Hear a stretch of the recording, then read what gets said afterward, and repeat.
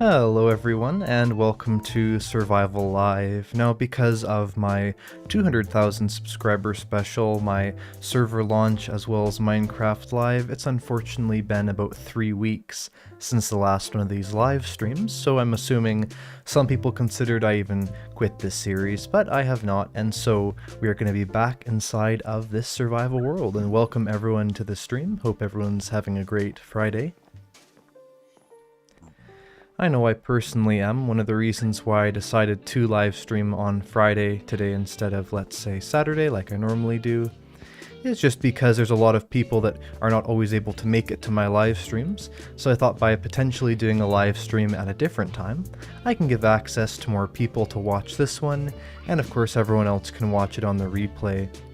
Alright, so more or less what we were doing in the last Survival Live episode, as far as I remember, is getting everything together for enchanting, as well as starting a mine. When starting a mine, we ran into an area with a lot of wardens. It was pretty funny because I think we triggered probably maybe 10 wardens throughout the video, and thankfully did not die from any of them.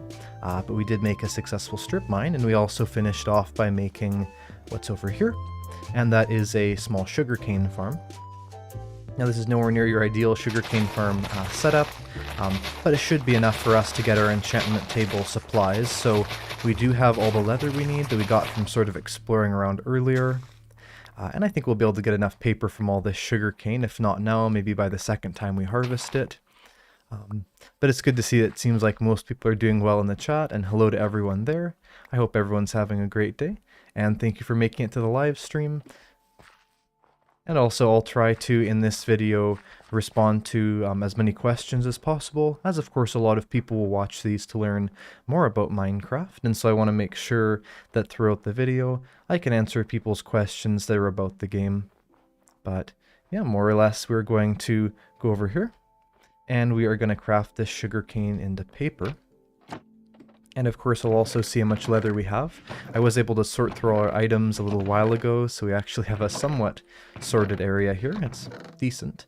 But in terms of the leather there, I think this is right here, 35 leather. Now normally, I'm not sure if that would quite be enough, but you can see we already have here 6 bookshelves, so we just need 9 more, and that should be enough. Someone said, do you have any advice for new players? I do have quite a bit of advice for new players. In fact, maybe sometime I'll make a video exactly about what new players should do specifically. But one of the things is that oftentimes what people will forget when playing Minecraft is that unlike all the mobs around you, you can move blocks, place blocks, sort of dig yourself into different areas, make pillars upwards, block yourself in from things like skeletons. And I'll often see people dying from mobs wherein they could have, let's just say, placed some blocks in front of them. Another important thing is it's always good to explore around where you are, because I've had times when I'm starting out in a base, and it turns out maybe 200 blocks later there was a village, but I didn't know that, so I went through all the trouble of getting villagers or trying to look for a different village when there was one just behind me. But either way, we're going to craft some books. So because we need 9 bookshelves, we need 3 books per bookshelf. So of course that would mean we need 27 books, and we have more than enough for that, which is perfect.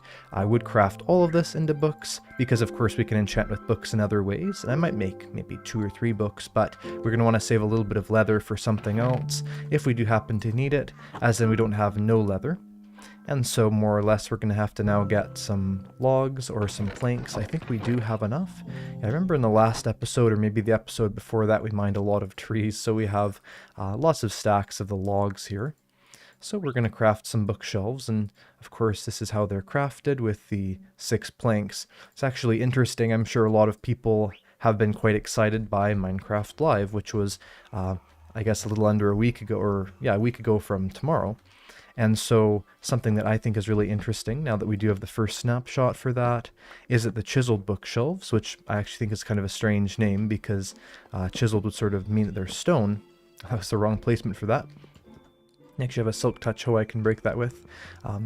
But during that video, we saw, of course, the chiseled bookshelves, and now in the snapshot we can play with those. And so what's interesting is the crafting recipe for those is really similar to the standard books. It just has 3 slabs instead of 3 books. Anyway, we're now at level 30, which is awesome on the enchantment table, of course. And we're at level 31 for our actual XP bar. But we can basically get our XP as high as we need because we do have the entrance to a strip mine just around here. And then from there, of course, we can get some, mine up some deep dark items, of course, the skulk and all that, and get some enchantmenting to get some levels from that. So anyway, I think we're going to start by probably getting an item to enchant. We do have a sort of low tier pickaxe around here, I believe. We also have 9 diamonds. In the thumbnail of these videos, I keep showing myself with sort of full diamond armor and all these things. And that's because that's sort of the goal. We want to try and get to that. So we may do some mining today, but I also want to do some more exciting things, like going back to the nether and finally getting absolutely enough ender pearls as well as blaze rods to potentially go to the ender dragon. Probably not going to the ender dragon today, but getting the supplies for that would be great. So we're going to go over here. We're going to enchant this, and it has Silk Touch right off the bat. That is awesome. Of course, it's not always that common to get Silk Touch right away, so that's a really good thing. It looks like we only have 1 piece of lapis, although I do think there's some lapis we had elsewhere. If not, I'm sure we can find some very, very easily. There might be some in here. I'm not actually sure. That'd be very funny if the thing we didn't have is lapis. Maybe that is the case, which is interesting. So what I'll do is I guess I'll go back down the strip mine and we will mine for like 2 pieces of lapis, which again, kind of funny I don't have more of that. I thought I would have, but I guess not. So it does look like it's nighttime, so we're going to sleep there. And then we're going to head down and mine up 2 or 3 pieces of lapis to get that Silk Touch. It's always nice where you sort of start out with a guaranteed enchantment of a certain type, as it usually doesn't happen. And so, for instance, in this scenario, we have that guaranteed Silk Touch. This is such a fun drop. This just massive, like, just dive right off. It's amazing, because of course we're so close to the top of the Minecraft world. To then fall down almost to the bottom of it is quite a change. So we're just looking for some lapis here. Of course, we want to go a little bit higher up, actually, to find it. This is where in the last episode you're sort of fighting, well, not really fighting, but sort of disabling the ability for those wardens to come back. And more or less, we're going to go around here and we're going to try and find some lapis that generated around. Now someone asked, what is the piglin for? The piglin is just for bartering with, so if you throw gold at the piglin, gold ingots specifically, they will give you sort of a random item from this selection. And some of them are really useful, so like crying obsidian or spectral arrows if you're in Java. And of course also ender pearls, which is like a thing that speedrunners will often do, is they'll try and get ender pearls from the piglins. So that's what piglins are for. And of course the zombified piglins are basically just something interesting to have in the game. And of course with them, if you hit them once, then they'll all get mad at you and sort of keep being angry at you until you die. So we have gotten to an unrated part of the skulk. Now I could try digging this away. I don't see any shriekers, so there probably isn't one around here. Because shriekers aren't that common in the deep dark caves. That's actually something that's really interesting, is that it's honestly not that common to have the shriekers. It's just when there is one, all the sensors around it will activate it. So there's that. Someone said I passed lapis. I can take a look, although I'm fairly certain I didn't, but I can take a look around here. Something I found is actually kind of interesting, is that I found that with the skulk veins, as well as with the glow lichen, sometimes they'll sort of look like an ore, and I'll sort of like think it's, let's say, diamonds or gold or something from very far away, just because there's sort of that pattern on the surface of the stone that resembles it. But there is also a very large cave actually that almost guaranteed has lapis, and that's just above us 1 level, so that should be fairly easy to go down here and grab that. We could also go down this way, but I don't see much of a point to doing that.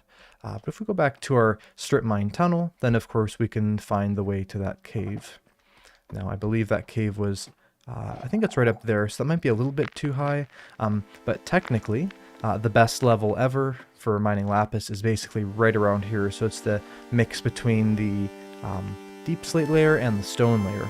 Now there is this, but remember there's a very large cave. Now this one's probably a little bit high up to get a large amount of lapis, but it's such a big cave, I feel like there's almost guaranteed some lapis here. In fact, I'd be incredibly shocked if there's not. But this is not a sort of skulk shrieker proofed cave, so I don't think we have any wool on us either, so we'll have to be very, very careful as we look around here and unfortunately I'm not going to be able to put down any torches, just because there's of course that would cause the shriekers to be set off. But we'll take a little look around here. I'm sure there is some lapis in one of the cave walls. It's always so crazy with massive caves like this, especially one that has those skulk sensors so high up in the world. It's somewhat uncommon for that to be the case, really. The deep dark generally tends to be at the deep slate layer or lower. I should be fairly safe if I place a torch about here. There we go. So you can see a little bit there. And we'll sort of look down the edge here a bit lower. No, that was close. There could have been a shrieker down there. We'll take a look around. Someone says, how do you find ancient cities? Well, that's a good question. More or less, ancient cities in deep dark generation is completely dependent on what's known as erosion. So more or less in real life how things sort of work is that mountains are kind of pushed out of the ground by tectonic plates, but because of that they start very sharp, and then over time they'll get worn down. And so the idea would be is that if an area is of low erosion, it means those mountains are still really sharp, so you have really high mountains. But if an area is high erosion, it means that those sharp mountains are sort of worn down a lot over time, or maybe even, let's say something that's not a mountain at all, so maybe a seabed, or maybe a plains biome or something that's not very high up. So when you find an area that is low erosions, that would mean incredibly tall mountains, you want to dig under there, as more or less the higher the erosion, the greater chance for there to be not only deep dark, but also the ancient city. I'm actually surprised we haven't found any lapis. Now, I know that there is of course the thing where this lapis generation is sort of split up between air exposed and non-air exposed. So we're also out of torches, but I cannot see any lapis around here. It's kind of funny that the one thing that is in our way for enchanting is lapis, which in my opinion would sort of be like the easiest part to get. But we'll take another look around here. I'm actually shocked by how large this cave is. I had no idea this cave was this large. Perhaps once we get these shriekers out of it, we could actually use it for something. Not sure, so we'll take a look around here a little bit longer, and then we'll go back the other way so we're not just stumbling through the dark the entire live stream, as that's not super interesting. Definitely goes down there too into more of this deep dark. This could definitely be a fun thing to do, is go through here. There might even be an ancient city that it connects to. Now we are near the edge, so there's a creeper there. That's actually something interesting. So people have told me before that they've been in the deep dark and they found hostile mobs there, and I do believe there's a bug on Bedrock where that can happen. But another thing that can happen is they can just generate on the side, then walk towards there, which of course forces you to walk closely, and then because of that you have to go around and more or less you have to sort of run and make those shriekers get triggered. So I'm going to go back here the way we went. And again, sort of looking around for the lapis there. I'm sure there is some we're not seeing just because it's so dark. But that's about what it is, and I don't really know anything else we could do to find that more efficiently for now. But what I might do is I might grab some torches and sort of run here like crazy in a second when we get back, and then we can try and find that. And I believe this is the way back. This might not actually be the way back, so it might be, it's probably around that way. So we'll go through here.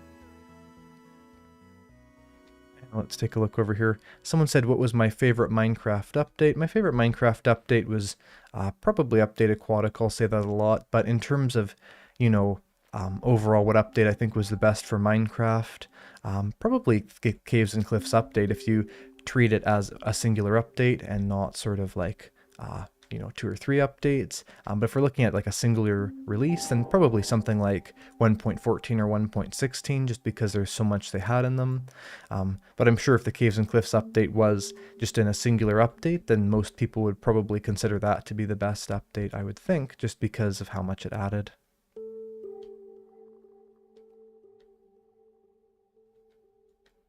And someone said, why do I jump when I go down a level?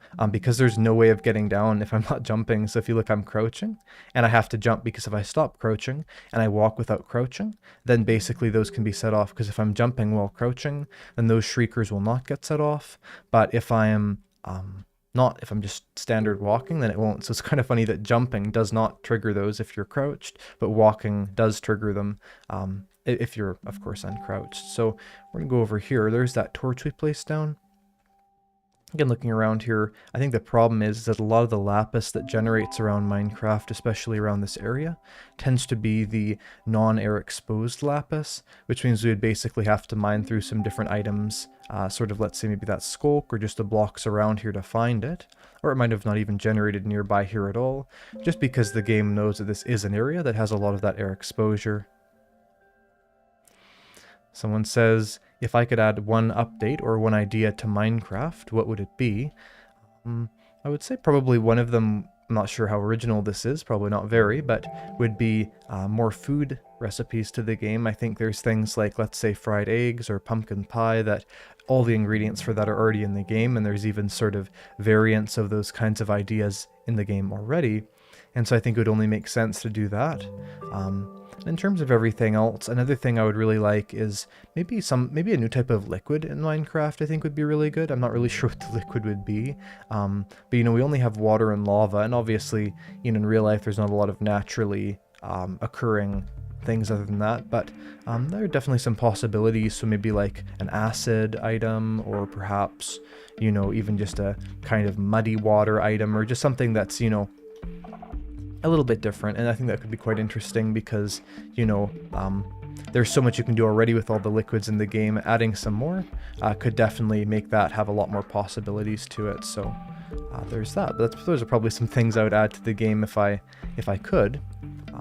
But of course, for now, I'm pretty happy with what Mojang's been doing anyways. So I think that I don't have any like massive things like, oh, I've always wanted this thing to be in the game. Not really like that. It looks like we just triggered a shrieker, which is not shocking, but we will break that shrieker because why not? Now that we've triggered it, we may as well break that. So hopefully there's not a second shrieker nearby. And there wasn't, but there we go. So now that it's completely black, we're gonna have to wait for that darkness effect to go away. We'll have to look around here, and I thought this was lapis. It looked like it, but no, it's that same thing where, for whatever reason, the skulk veins sort of do have this interesting resemblance to different ores. But I will take a small look down here. Sorry to everyone for the horrible amount of light that you can see, very little here, but we'll go around here, and I cannot see any. So what we're going to do is we're going to actually go down a little bit lower. Or actually, we're going to go back up and we're going to grab some torches so we can light up that massive cave and sort of explore that. So what we could do is we could run through there, sort of let the warden summon while going through that massive cave while lighting it up. Or we could not do that. Now, something like night vision is sort of needed to really effectively raid, let's say, a massive cave like that. So to sort of go through our options, and the thing is, it's a very high chance that there is just a random piece of lapis just like sitting around here. I don't know where it is, and so obviously because of that, it's a little bit harder to pick one out like that. And it's kind of an interesting thing actually with lapis itself, and people will often ask me, what's the fastest way of getting lapis in the game? And I always wish there was sort of a trick to that, but lapis is one of the items in the game that has sort of the least ways of getting it. It's basically just, you can get it in very small amounts from the cleric villager, and you can also, of course, mine it, but other than that, there's like nothing.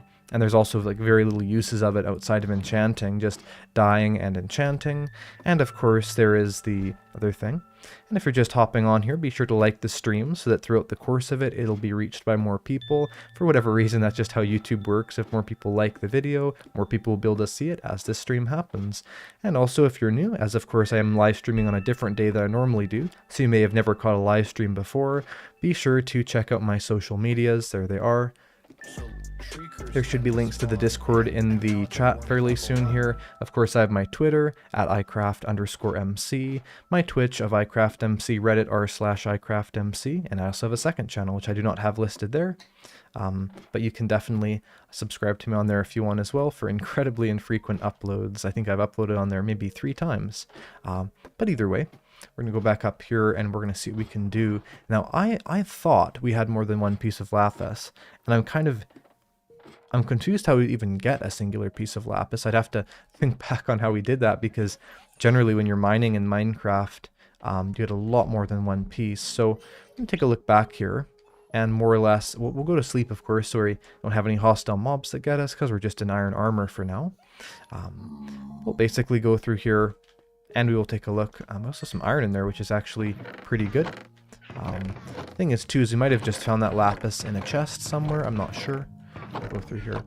And I thought we actually did have a chest in the enchanting area. We do with a chest here, but there's just nothing in it that's lapis, so we can't do that. I think one of the reasons probably why we don't have the lapis is because we're so high up on a mountain. We don't have that lapis that's sort of generating very close by. So either way, I'm going to grab some caving materials. I would do strip mining, but it's not super effective on something like lapis, so And I just tried making a lapis torch right there with the lapis and stick, which definitely does not work, and even if it does, that would not be a good type of torch to make right now because we have basically no lapis anyway. Alright, so I'll make it so there's just a stack of torches. I can't see us really needing more than that. Well, I guess I just made more than a stack there anyway, but that's okay. We may as well make a couple more actually, because I'm not sure how long we'll be out for. You can never really have too many torches, as of course they just have so many uses. We'll put these planks back away. Something I've always found is really difficult and sort of annoying is that, you know, once you've sorted your items, it looks great and they're sort of a great way of referencing different things and getting to different things. Then the real trouble is when you have a big inventory, getting those items back into the storage and keeping them sorted for a long time. But either way, we have all of our materials here. We also only have a bad quality iron pickaxe, so let's bring this diamond one, because I don't actually mind if we break that. I don't really think we should. We can get it down to like 1 or 2 uses or something, and it shouldn't be too much of an issue there. We're also going to grab some sticks. And someone says grab some wool. That's definitely a good idea. We will do that. Of course, generally in Minecraft you wouldn't need wool for caving, but of course in the deep dark biome we can use that to, at some points potentially anyway, avoid the shriekers there. And another thing about the wool is that if you want to keep the shriekers, because every shrieker is sort of like a warden spawner, but also in the sense where you can't move them without getting rid of that shrieking ability, and so because of that, it's always really important to be aware of sort of how many shriekers you have and where they are. Because I've had worlds where there's areas that I wanted wardens to spawn in, but I'd already broken the shriekers there, so there's just nothing I could do about that unfortunately because I'd already gotten rid of those shriekers. There's no way of getting them back there without, let's say, cheating, or like, I guess you'd have to do a set block command, because you know, even grabbing them out of, let's say, creative and placing them down, it wouldn't work. And of course I don't cheat in my Minecraft worlds, but it's so much so that even if you had, let's say, creative, you still couldn't get that naturally generated shrieker, so it's very difficult to get those back if you destroy them. Always very important to be aware of how many of those you have. We're also going to grab a little bit of water, and I believe there's a piece of ice at the top of the mountain here we can probably grab it from. That is one kind of interesting thing about these sorts of mountains, is there's a mix of 2 types of ice. There is the packed ice and there is the standard ice. So of course the packed ice cannot be broken into standard ice. Once ice has been packed, it sort of can't be decompressed from that point. And so because of that, it's more difficult to get water from that. Well, it's actually impossible to get water from that.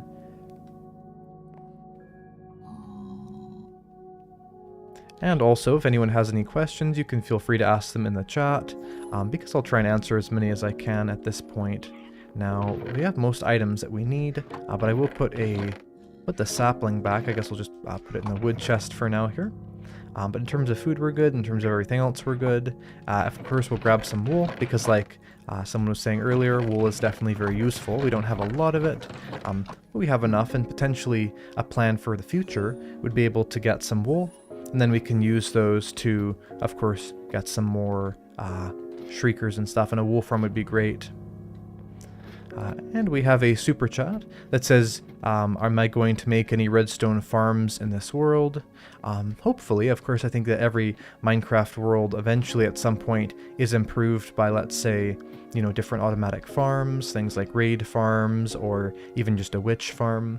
So yeah, I'm hoping once we've defeated the Ender Dragon, sort of gone through all that, that we can definitely sort of start to make more automatic farms and improve the world that way, because something I've sort of found in Minecraft is that once you have a couple farms, they sort of incredibly quickly speed up how fast that world becomes late game.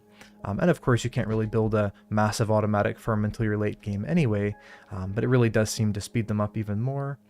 And so definitely it's something that's a good thing to do in really any world, although sometimes it's not always the most fun thing to build a super massive automatic farm, let's say. It can definitely be a really great challenge, and of course it is something that's going to help your world out quite a bit. So let's take a look around here. I feel like there's a massive chance of having some lapis that just generates around here, as of course lapis can now generate very high up, and so we should go around here and take a look. Someone says, is there anything that's only on Bedrock Edition that you wish was on Java? Well, what's awesome about that question is that there's actually a video I'm working on right now that is that exact thing. It's going to be things in Bedrock Edition that I wish were in Java, and so you have to keep your eyes peeled for that, and you can get the answer for what the things are And there goes that shrieker. What the things are in Bedrock, that I hope are in Java. Now, we have now triggered 2 shriekers, so that's important to be aware of, is how many shriekers you've triggered. That means we're now at warning level 2, which is not really a big issue. Warning level 3 is much more so. So we're just going to be really careful around here. But unfortunately, with some of these shrieker placements, there's very little way of getting rid of the shriekers effectively. However, something that's always important to do is, let's say we're near a shrieker and there's no other shriekers next to it. If we just break that shrieker, that'll also disable it well. So for instance, this shrieker here is just a little bit close to our entrance. I was saying earlier you want to be careful with where shriekers are and keeping maybe a couple of them fairly close, and we will do that. But I don't want one that's, that close and being like a massive danger to what we're doing. So I don't see any more shriekers right around here. So we're just going to sort of be risky and run around here placing torches, as that's going to enable us to see, hopefully see anyway, where those pieces of lapis could be. This seems to go down this way. We'll sort of explore for a minute to see if there's any shriekers, and if not, then we'll light it up very quickly. I don't see any so far. It doesn't look like it unless there's one around the corner. And this actually goes into sort of a non-skulk cave, or at least what looks to be a non-skulk cave, which is very good, because then we can explore this a little bit easier, and it also goes lower. So this right here could be, in fact probably is, the place where we'll find that lapis. So let's take a look down here. Yes, it's definitely not skulk, because look at the amount of mobs there. So here's something really cool. You can make sort of a natural mob farm this way, because if you notice, there's also a vine there, so it's probably a lush cave. But more or less, if there's nothing that the server can do except for, or if there's nothing the world can do except for summon mobs in a specific area, it will usually summon a massive amount of mobs into that area, which will make something like this, let's say, absolutely full of mobs. So it's really important to spawn-proof areas that are isolated like that. You can have a similar situation happen in something like the Mushroom Island, and so because of that you have to be very careful, as for instance right here we have a bunch of creepers. Now thankfully now there's only about 2 hostile mobs here, so it's not too big of an issue, but we want to be careful, as of course, like right now for instance, our health is low. As I was saying earlier, placing blocks around you sometimes if something's dangerous is really good. Like I did right there, we're okay, but we should get the steak to our inventory here and then eat them. And someone said, what's my favorite enchantment? I would say my favorite enchantment is probably feather falling, although I think there's some other very good ones, just because with something like feather falling, fall damage is one of the major sort of things you have to work around inside of Minecraft to not die, to make sure that you're not, losing all of your items and all that. And so an enchantment that basically gets rid of one of those major challenges, there's not a lot else in the game that's that powerful. I mean, even let's say full protection netherite armor, you can still be killed by a creeper blast if it's right next to you. With something like feather falling, you have to fall such a massive distance to actually die with that on, especially since the distance you have to fall with it would usually be from, let's say, one of your builds or an area where it's definitely, if not intentional, certainly in an area where it's likely not to naturally generate. And of course also it makes elytra flight much better, as you can't really effectively fly with elytra unless you have the feather falling enchantment there. So we're going to travel down here, and there's the lapis. There is our lapis. Perfect. So I don't think I've ever been that excited to find lapis in Minecraft before, and let's hope this isn't the last lapis we find, because well, there's a creeper. Okay, so it's a fairly bad situation here. Like that creeper is stuck. Now I did see a shrieker before. Thankfully, this skeleton up here cannot get to us. We're going to have to block up here fairly quickly, or pile up fairly quickly. There seems to be some hostile mobs here. And so what we're going to do is we're going to eat some food. Now that's always a very important thing to do, is to eat some food if you're in a bad situation, and also to run out of there more or less as quickly as possible. The major problem with that scenario is that the way that those mobs are sort of pushing us, there's actually a skulk shrieker there, and so if it was to push us too far, they would not trigger that shrieker, but we would, and then we'd be at warning level 3. But either way, we've sort of fought hard for these lapis, and there they are. And if there's any around here, and no there are not, but I do hear a glow squid, which actually are not always the easiest to find. It's something that's kind of interesting is that, oh, there's a lot of them. Something that's very interesting is that in Minecraft 1.17, when the glow squids were first introduced, they were an incredibly easy mob to find. They generated basically everywhere just because of how they were. But now in Minecraft 1.18, because they're just to the underwater caves, not to sort of any dark underwater place, then it's a lot harder to find a lot of them. And so because of that, I found that the glow squid ink sacs and things like that do tend to be a bit more rare. So we're going to go back up here, and we're going to kill this last glow squid here. And it's kind of interesting too, because oftentimes on these aquifer caves, you'll get these areas where it sort of goes above the surface. So for instance, here we found like a secret lush cave, which is pretty cool. I don't even think we have any glowberries in this world. We might, but I don't think so. But either way, we're going to go back down here, and more or less we're going to go back to the entrance we came from, which might be a little bit difficult because, of course, we had to sort of navigate to that through all this. So we'll go through here, and we're going to destroy that. Now, I believe it was down this way, since we had to go very deep underwater. If we see any lapis in this cave too, which is actually fairly possible, so we'll go over here, and let's take a look at... We have that entrance. So I see some light over here that looks like it's just glow lichen though, but no, it's not. It is the entrance to this. So this is of course that area again where we have the sort of the non-deep dark cave, but it's kind of in the border between them. So we have things like, let's say, this random creeper here. And you'll notice oftentimes when I come into these creepers, I do try and fight them. I don't just leave them, because something like gunpowder is really important to collect as much as you can when you're in early game Minecraft. And the reason why is that when you do get to the stage of Elytra, when you're first exploring the end cities and all that, oftentimes there can be a massive amount of that you do still need. And so because of that, I found that I'll have times where I didn't bother killing any creepers, and by the time I got Elytra, I had to go all the way back to the overworld and sort of fight creepers for a long time, and then eventually once I got all that gunpowder, then I could go, and then I could, you know, get those firework rockets to explore all the other end cities. So it's always good to be aware of that and to collect as much gunpowder as you can. Now, I don't know if there's a fully safe area to walk back, but we're just going to kind of run and find out. I think it is. It's interesting because you can tell it's night because there's sort of like a night light. So, you know, it's dark up there. We can see that light come down, but there is still some light. It's darker than sort of no light level. It just is this kind of strange faint blue glow. So it's really interesting to see that, because sort of when it's nighttime in Minecraft, you'd consider everything to be fully dark, but it really isn't dark like, let's say, a cave is. And so it's a very interesting distinction there. And as well as that, actually the way that crops work, they consider the night light to be the full level lightness. So basically because of that, crops will not, let's say, pop off if it's nighttime, versus in, you know, deep caves you can't even plant them because there's not enough of a light level. And we have a super chat, and it says, "You're awesome, bro," and thank you so much for the super chat. I really do appreciate them. It's definitely a great way of supporting the channel. And it's also awesome just to have more interaction and sort of make this a cool live stream. Someone said, what do I like better, Java 1.9 combat or Java 1.8 combat?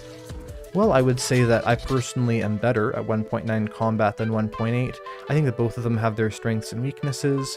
But at the end of the day, I would say that I do tend to like 1.9 combat more, just because I found that there does seem to be a bit more strategy to it, and although it can definitely be annoying with sort of having to wait to attack, having to have all these timings and things like, you know, incredibly powerful axes and stuff, I do think there's also a lot more opportunity for variance in how you fight in that version. But of course, both versions are great, and if someone, you know, enjoys playing one version over the other, it makes sense why there's servers like Hypixel so that people can enjoy both types of combat. And someone said, can I give them advice on how to find a nether fortress? And I'm assuming you mean nether fortress anyway. And more or less in terms of finding a nether fortress, what you want to do is you want to sort of walk in a straight line, because that's generally how those tend to generate once you've found one. If you haven't found one yet, and you have your seed on your world, and you can use a seed finder called chunk base, but more or less just standard exploring is really the only way of doing that outside of a seed finder. There's unfortunately there's a lot of things in the game where there's actually not like a specific trick on how to do it, and so that's one of those. But still, if you do find one, you can always go in sort of a straight line from that, generally north, and I found that tends to get you a couple more. Yeah, that'd be sort of my advice on that. And generally, as well as that, they'll tend to sort of stick out more in certain biomes. So like a Soul Sand Valley, I found I can more easily see that fortress. So if you're having trouble sort of distinguishing the netherrack and the from the nether bricks and stuff, you could try having a biome like that. But anyway, we have our lapis lazuli here, and we were going to get Silk Touch, and my guess, just because I have a fairly decent idea of how the enchanting generally tends to work, is it will only get Silk Touch. But I think if we don't only get Silk Touch, we'll also get probably Unbreaking 3 and Efficiency 4. So let's see which one, and it was only Silk Touch. And the reason why I thought that, and the reason why it ended up being that, is because what I've generally found is an enchantment like, let's say, Unbreaking 3 tends to have the most things added on to it. It's not always true, but I found that if they sort of promise you a great enchantment from the start, there often is not a lot of stuff thrown onto it, whereas sometimes you would have maybe, let's say, the Efficiency 5, well not Efficiency 5, but maybe Unbreaking 3, and when you click on that you'll suddenly get added to it as well, Silk Touch and Efficiency 4, sort of like this Diamond Hoe has right here. So anyway, a Silk Touch pickaxe is definitely really great. It's going to enable us to get ourselves things like ice, which is definitely a big deal considering the fact that we're in a frozen mountain, so that's a pretty good one. And as well as that, I think that, of course, we still have 29 levels, so if we mine up some more of that deep slate, or not the deep slate, but the skulk blocks, then we can get more levels. That's a really great change that happened when the Deep Dark biome was introduced, is it enabled people to have this super easy source of XP.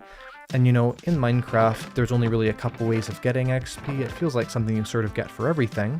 But really it's just smelting, or killing mobs, or just a couple other things like trading with villagers. To be fair, things like trading with villagers is incredibly overpowered. But I found that, you know, outside of, let's say, if you have a massive trading hall, it can be hard to get that good source of XP. So we're going to put some of these random items we have in our inventory away. Some of these things I'm not even sure where they would specifically go, but we'll flip through these. And someone says it's their first stream, and they love my content, and they're so happy they're able to catch the stream. Well, I'm so glad you're able to catch it as well. That's the exact reason why I've decided to sometimes do my streams on different days, like for instance today, just because I think that everyone has different schedules. Of course, you know, I have a global audience, and so because of that I want to make sure that everyone has a chance to watch the streams live, hopefully anyway. So I think Friday is a decent day for that, as oftentimes for people it's the weekend. Not quite the weekend, of course, and you know, it's not like this is the end of Friday. I guess it is for some people, like in Europe for instance, it'd be sort of Friday night. But anyway, I think it's kind of something I'm very glad that you're able to make it. So we have some of these random skulk items, we'll throw these back. Now technically we could just pick out these skulk blocks right here and break them. I'm not sure if that would give us enough levels. We could sort of try that for a little bit. Let's do a little test here. So this is 24 skulk blocks, and we're going to mine all of them with that iron hoe, and you'll notice it instantly breaks them. And 24 skulk blocks only gave us sort of maybe a quarter, or maybe even less than a quarter of that XP bar. So we're definitely going to have to go underground and make ourselves also probably at least 1 or 2 more of the iron hoes, and that'll then give us the ability to break enough blocks. And with those blocks we've broken, we can of course get the XP to enchant another item. Potentially also a sword. In fact, I think a sword is what we're going to go for. So we could even have like a bit of a sneak peek on what that enchantment could potentially be. We're going to place that here. It would be sharpness 3, and that's of course a iron sword, so potentially diamond would have sharpness 4, which is definitely fairly good, especially if we're going to the nether to fight some mobs. So we're going to go back into the deep dark there. I think we have everything we need for that. We don't really need anything super specific.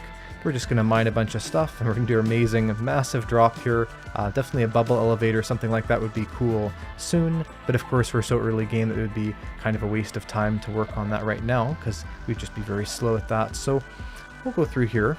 I do not see any shriekers right here, so I think this is a safe place to start sort of mining everything out. And you can see here just the massive amount of the skulk blocks that we're mining. This is of course what's known as deep dark mining, or sort of deep dark experience gathering. It's definitely something that's very much worthwhile, as you can get a massive amount of stuff from it, but you have to be careful. So for instance, this small sort of sub cave here easily could have had a shrieker in it, might even have a shrieker in it at some point we're not seeing.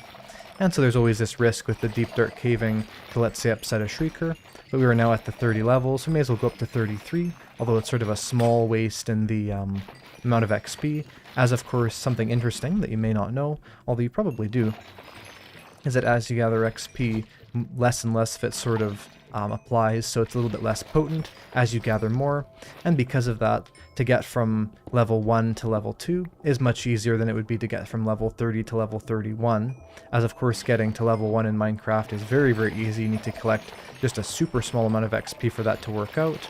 So it's always good to sort of be aware of that, and to not level yourself up too much, as I've seen people that sort of want to save all their XP, and even if they're, collecting it very inefficiently, they'll often get to a point where they have gotten up to maybe 50 or 60 levels, which is really a waste, because they probably could have enchanted twice as many items if they had just enchanted as they went, and maybe before they got to level 40. We're at level 32 here, we're almost up to the level 33 there. And something interesting we just uncovered actually, which sort of goes back to what I was talking about earlier, is this lapis right here that is the non-air exposed lapis, which is awesome because we're still very low on lapis, so this will be super useful. Might even save this here for a minute in case we get some sort of a fortune tool later, but of course if we need it we can break it then. That is one nice thing about Silk Touch, is it can kind of pause in time or delay the time when you have to be enchanting something, or not enchanting something, but breaking something to get that chance of things. So for instance, by saving this iron ore, or by saving the lapis ore, then we are taking that and waiting till later on we can take a fortune pickaxe and break that.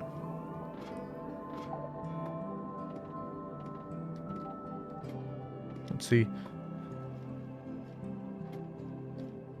And someone said, how do I make all my videos high quality? Well, I'm glad you enjoy my videos. I always try and make them as high quality as I can within the time that I have.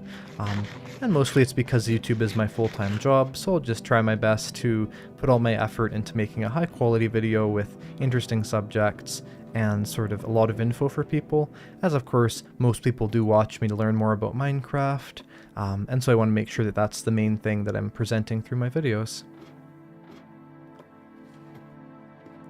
And something really interesting I found about Minecraft, and this is a big feature of I'm sure a lot of my viewers, is that a ton of people who play Minecraft, in fact probably the largest group of people who play Minecraft, are playing it on their phones. And it's so interesting because obviously playing on, let's say, a phone makes the game a lot more difficult. It also makes you have the smaller screen, so it's harder to see different things. And I found that oftentimes I wouldn't be shocked if one of the reasons why some people find it very difficult to play the game and get better at it is because they're playing on a phone where they have those sort of technical limitations that are stopping them. So, something I would definitely say is if you're having trouble playing Minecraft and you're on the phone and you're getting, beat by monsters all the time, it's probably not completely your fault, maybe not at all, as of course it can be very hard to play on that versus, let's say, a mouse and keyboard, or even on a controller, of course. But either way, here we have our levels. Let's see how many diamonds we have. We only have 6, which is definitely not as many as I would have hoped. We're going to go through here. We're going to turn these bamboo into sticks. Actually, we're not going to do that because we only have a little bit of bamboo there. That would be a waste. We may as well plant this bamboo, though, down if we haven't already. And we'll grab some of these planks to turn into sticks, as that would be a much better idea. We'll make sure not to waste that bamboo, as of course I was thinking about having a massive bamboo farm, but I don't think we actually have one in this world. No, we don't. So what I'll do is I'll grab some dirt and we'll quickly throw one of those up, so later on we can have that. But also when 1.20 comes out, whether that's January or August or something, we'll eventually perhaps have a large supply of bamboo for that. And I think that that's a really good thing to do, actually, if you're sort of trying to already prepare your world just a little bit for 1.20, is to get yourself all the supplies ready for that. So things like, let's say, gathering a large amount of materials for the bamboo. What's also very interesting, and what's a really good thing to do, is that the bundles have now been able to be experimentally tested in the 1.20 snapshot. And although bundles were sort of in the game already, so you could, for instance, get them in with a give command in the creative, or not in creative, but if you have the ability to use commands. So for instance, if you have cheats on your single player, or if you have operator on a server, you could get them that way. But now it's sort of behind like this testing features thing, which to me says that it's somewhat likely that that will be added in the 1.20 update, which is going to be great, as of course bundles have been talked about since, I believe it would have been 2 whole years ago, which would be the Minecraft Live 2020. So it's crazy to think how long some of these features have taken to even get somewhat implemented into the game. And for instance, something like bundles still isn't implemented really at all. So I'm going to put that back there. We are going to craft a sword. It's always a little bit sort of important to make sure that you're enchanting things correctly and not wasting anything. As for instance, right here we don't have very many diamonds, so we want to be careful. Now, is an important thing you want to do if you sort of have the scenario in which we're about to be. And the first thing is that you want to make a grindstone. Now we might have a grindstone here already, we do not. So the idea behind a grindstone, of course, is that you need to take the enchantments off of items. And so we're going to make a grindstone so we can take the enchantments off of items. Something I find that's sort of funny about the grindstone is that it uses a very strange item to make it. And so because of that, you know, it's that stone slab, and I believe that's the only recipe that uses a stone slab. And it's just kind of a strange thing that you're using a stone slab in a item's recipe. Of course, it makes sense looking at the, you know, grindstone right here. We can literally see it's a stone slab right in the middle of two pieces of wood. But I do always find that funny because oftentimes without a silk touch pickaxe, the hardest part of this to get is just that stone slab. Anyway, the reason why I want to do this is because we're only getting sharpness 3 to show up, and that's just not a good enchantment. So what we're going to do is we're going to enchant this purposely at a low level. Actually, another thing you can do as well is you can enchant something random at a low level. So for instance, this pickaxe, that'll more or less refresh the enchantment. So now we have Sweeping Edge 3, which is a pretty good enchantment. And usually something like this is going to be combined with something else. So hopefully it is, and it is. Look at that, Looting 3. That is insane. So because we reset that, instead of just getting sharpness 3, we might have gotten something else with that, but probably not. We have sharpness 4, Looting 3, Sweeping Edge 3, and so that's an insanely good sword. I mean, basically at any stage of the game, that's a great sword. And what's also good to know is that if you want a perfect sword, it's more or less necessary to enchant it first in the table and hope you get a lot of enchantments on there, so you can have enough levels to go through all the stages to get all the 7 enchantments that are on there, as of course the most enchantments of any item I believe are on the sword, although the boots can also have a lot of enchantments on them. So we're now going to put our lapis back in here, and I guess the iron ore as well, maybe these diamonds. But I think that as we of course have that nether music playing, we may as well head off to the nether. I don't want to go to the nether for too long, but I think that it could be good to explore around a bit more. It's always such a difficult thing in the nether to know what to do, whether, you know, we should explore or we should just fight mobs. I think it's sort of a mix of both, but of course also one of the big dangers in the nether is getting lost. I think I've actually gotten lost in the nether twice on this live stream series, so if you're watching through all this, I'm sure you will maybe seen that somewhat recently happen. But more or less it is always important to be careful there. And I think what we're going to do, and we are going to grab the necessary items to go to the nether. Now, something that people often forget to bring when they're, let's say, fighting mobs and stuff, is to bring boats. In any edition of Minecraft, boats are really overpowered for fighting mobs. Unfortunately, in something like, let's say, Bedrock Edition, boats are not only harder to craft, but they also do not hold an Enderman. And so because of that, I think that you always want to be careful to bring the right materials for that. So we're going to put this back here. We now have 5 boats, which I think is probably enough. The other reason why you want to craft those, as oftentimes different wood-related items, it's not that important to get them early, is because you can't craft boats out of the nether wood. And so that's why I tend to get a bunch of boats, but before I go, now, as well as that, we'll get rid of some of sort of these random items. I'm not sure if I want to bring my best diamond sword yet. Of course, Looting 3 is important, but I want to be careful that doesn't burn. Now, what do we have currently in terms of items that can get us to the end? I don't know if we actually have any ender pearls. I hope we do. If we did have them, they're probably over here, actually. Just because I think I was trying to make them be in the brewing area. We do. So we actually have 13 ender pearls. I didn't realize we had that many. We also have 10 blaze rods. So that is technically enough. Technically, although I don't really think we could find the stronghold with 1 ender pearl. Although maybe, let's say there's an average of 2 slots of the portal frame that are full, because you need 12 of the ender pearls, or the eyes of ender, of course, to fill up the portal frame. And so because of that, I think that it'll be good to get a couple more. So we'll go back to that nether fortress probably. Take a look at anything we have here. Of course, if we die and lose all this, it'd definitely not be good. The good news is this fortress is not really near anything else super dangerous. Something funny that seems kind of like a bad idea, but it's actually quite good, is to bring a singular ender pearl with us. And the reason why is that if we do fall in lava, there's a chance that we can jump out of that lava and save ourselves with that. Something I've often found is that when people watch things like the Dream SMP videos and stuff like this, that people will oftentimes have the sort of, they'll be surprised at what people will do with that and how, you know, they'll set up these sort of clutches and things to save themselves. And a lot of it is just making sure you have items that you can even do that with in your inventory. So for instance, I don't think it's grown yet, but like that massive amount of bamboo we planted down, if we have some string, which I don't think we do, or we have a little bit here, one piece, so we don't really have enough now, but eventually, bamboo is also another item that you can sort of save yourself fairly easily with things like, let's say, fall damage, or also sometimes falling in lava can help with that. But either way, I think we have about all we need. Or we do need a shield. That's an important thing, actually, for sure. Oftentimes I'll forget to bring a shield, and I definitely regret that one because it's so important to have a shield in the nether. I know, I found that it's interesting because a lot of players will not bring a shield with them. They just will not use them. And I think the reason why is because oftentimes, you know, they're sort of used to the old style of playing the game, not having a shield, but it really is important to do that.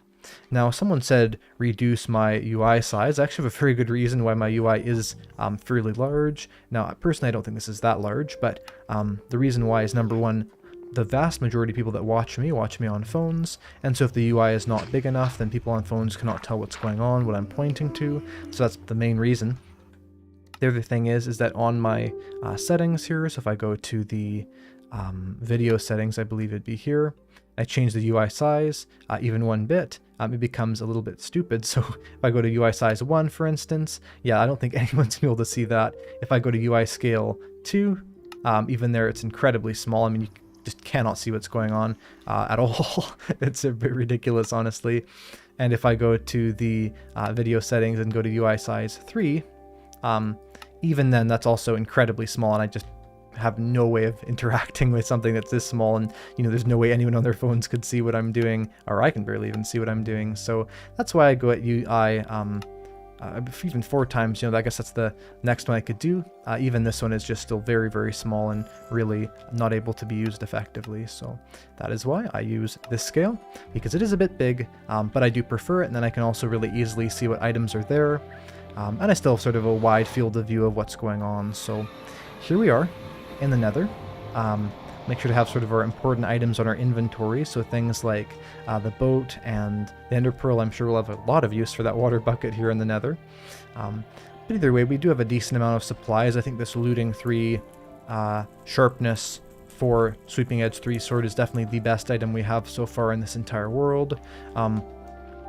Even something like an enchanted golden apple might seem better, and it kind of is, but in another sense it isn't, just because it's something that you cannot really usually find a sword this good randomly.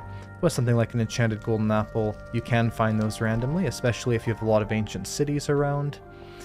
And you know, something that I haven't seen a lot of people talking about, but it's definitely true, is that the ancient cities really did completely change how rare the enchanted golden apple is. I mean, I would say by such a large amount as well. And so, excuse me, I'm gonna get some water.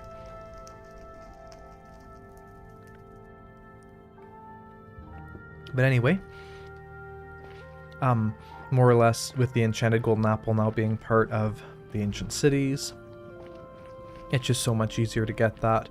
Another issue we've sometimes had is actually forgetting where the exit to this fortress is, so we'll make sure to be aware of that on our way back. So we're going to go this way.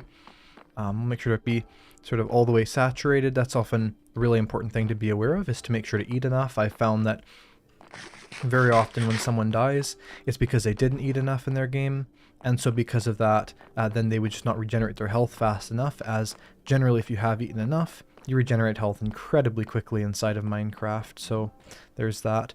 We'll probably use these boats mostly. There's sort of 2 methods you have to stopping mobs that are trying to get to you. The first one is boats, the second one is blocks. Both can work well better in different scenarios. But we're going to use the boat at this stage. So Let's take a look. I guess we'd go over this way. Just trying to find sort of this large area where there's all these blaze spawners. In terms of the ender pearls, we're going to go to a warped forest and we'll fight them there. As of course in a warped forest you can collect just a massively large amount of these items. So it looks like we're back to where we were. So potentially this is the way. I do hear a blaze. I don't think we've actually been this way before. May as well grab that quartz because we're almost level 30 again. So oh, that looks very dangerous. That's actually sort of a thing I found is fairly common inside of Minecraft, is that at the end of these it'll often just go all the way down to lava. So always very important to be aware of that and to be just have a good idea of what's around you so you don't, let's say, mine into lava, as I found that a very, very common death inside of Minecraft is mining and then falling off of another fortress. So we'll go this way up this sort of double staircase. I do hear these wither skeletons and things, so I'm assuming that they're going to be fairly common throughout here. So we'll go back up here. I did go up here before and I put a block there, so I'm assuming that means there's nothing. And I realized what actually happened, so I placed these blocks here.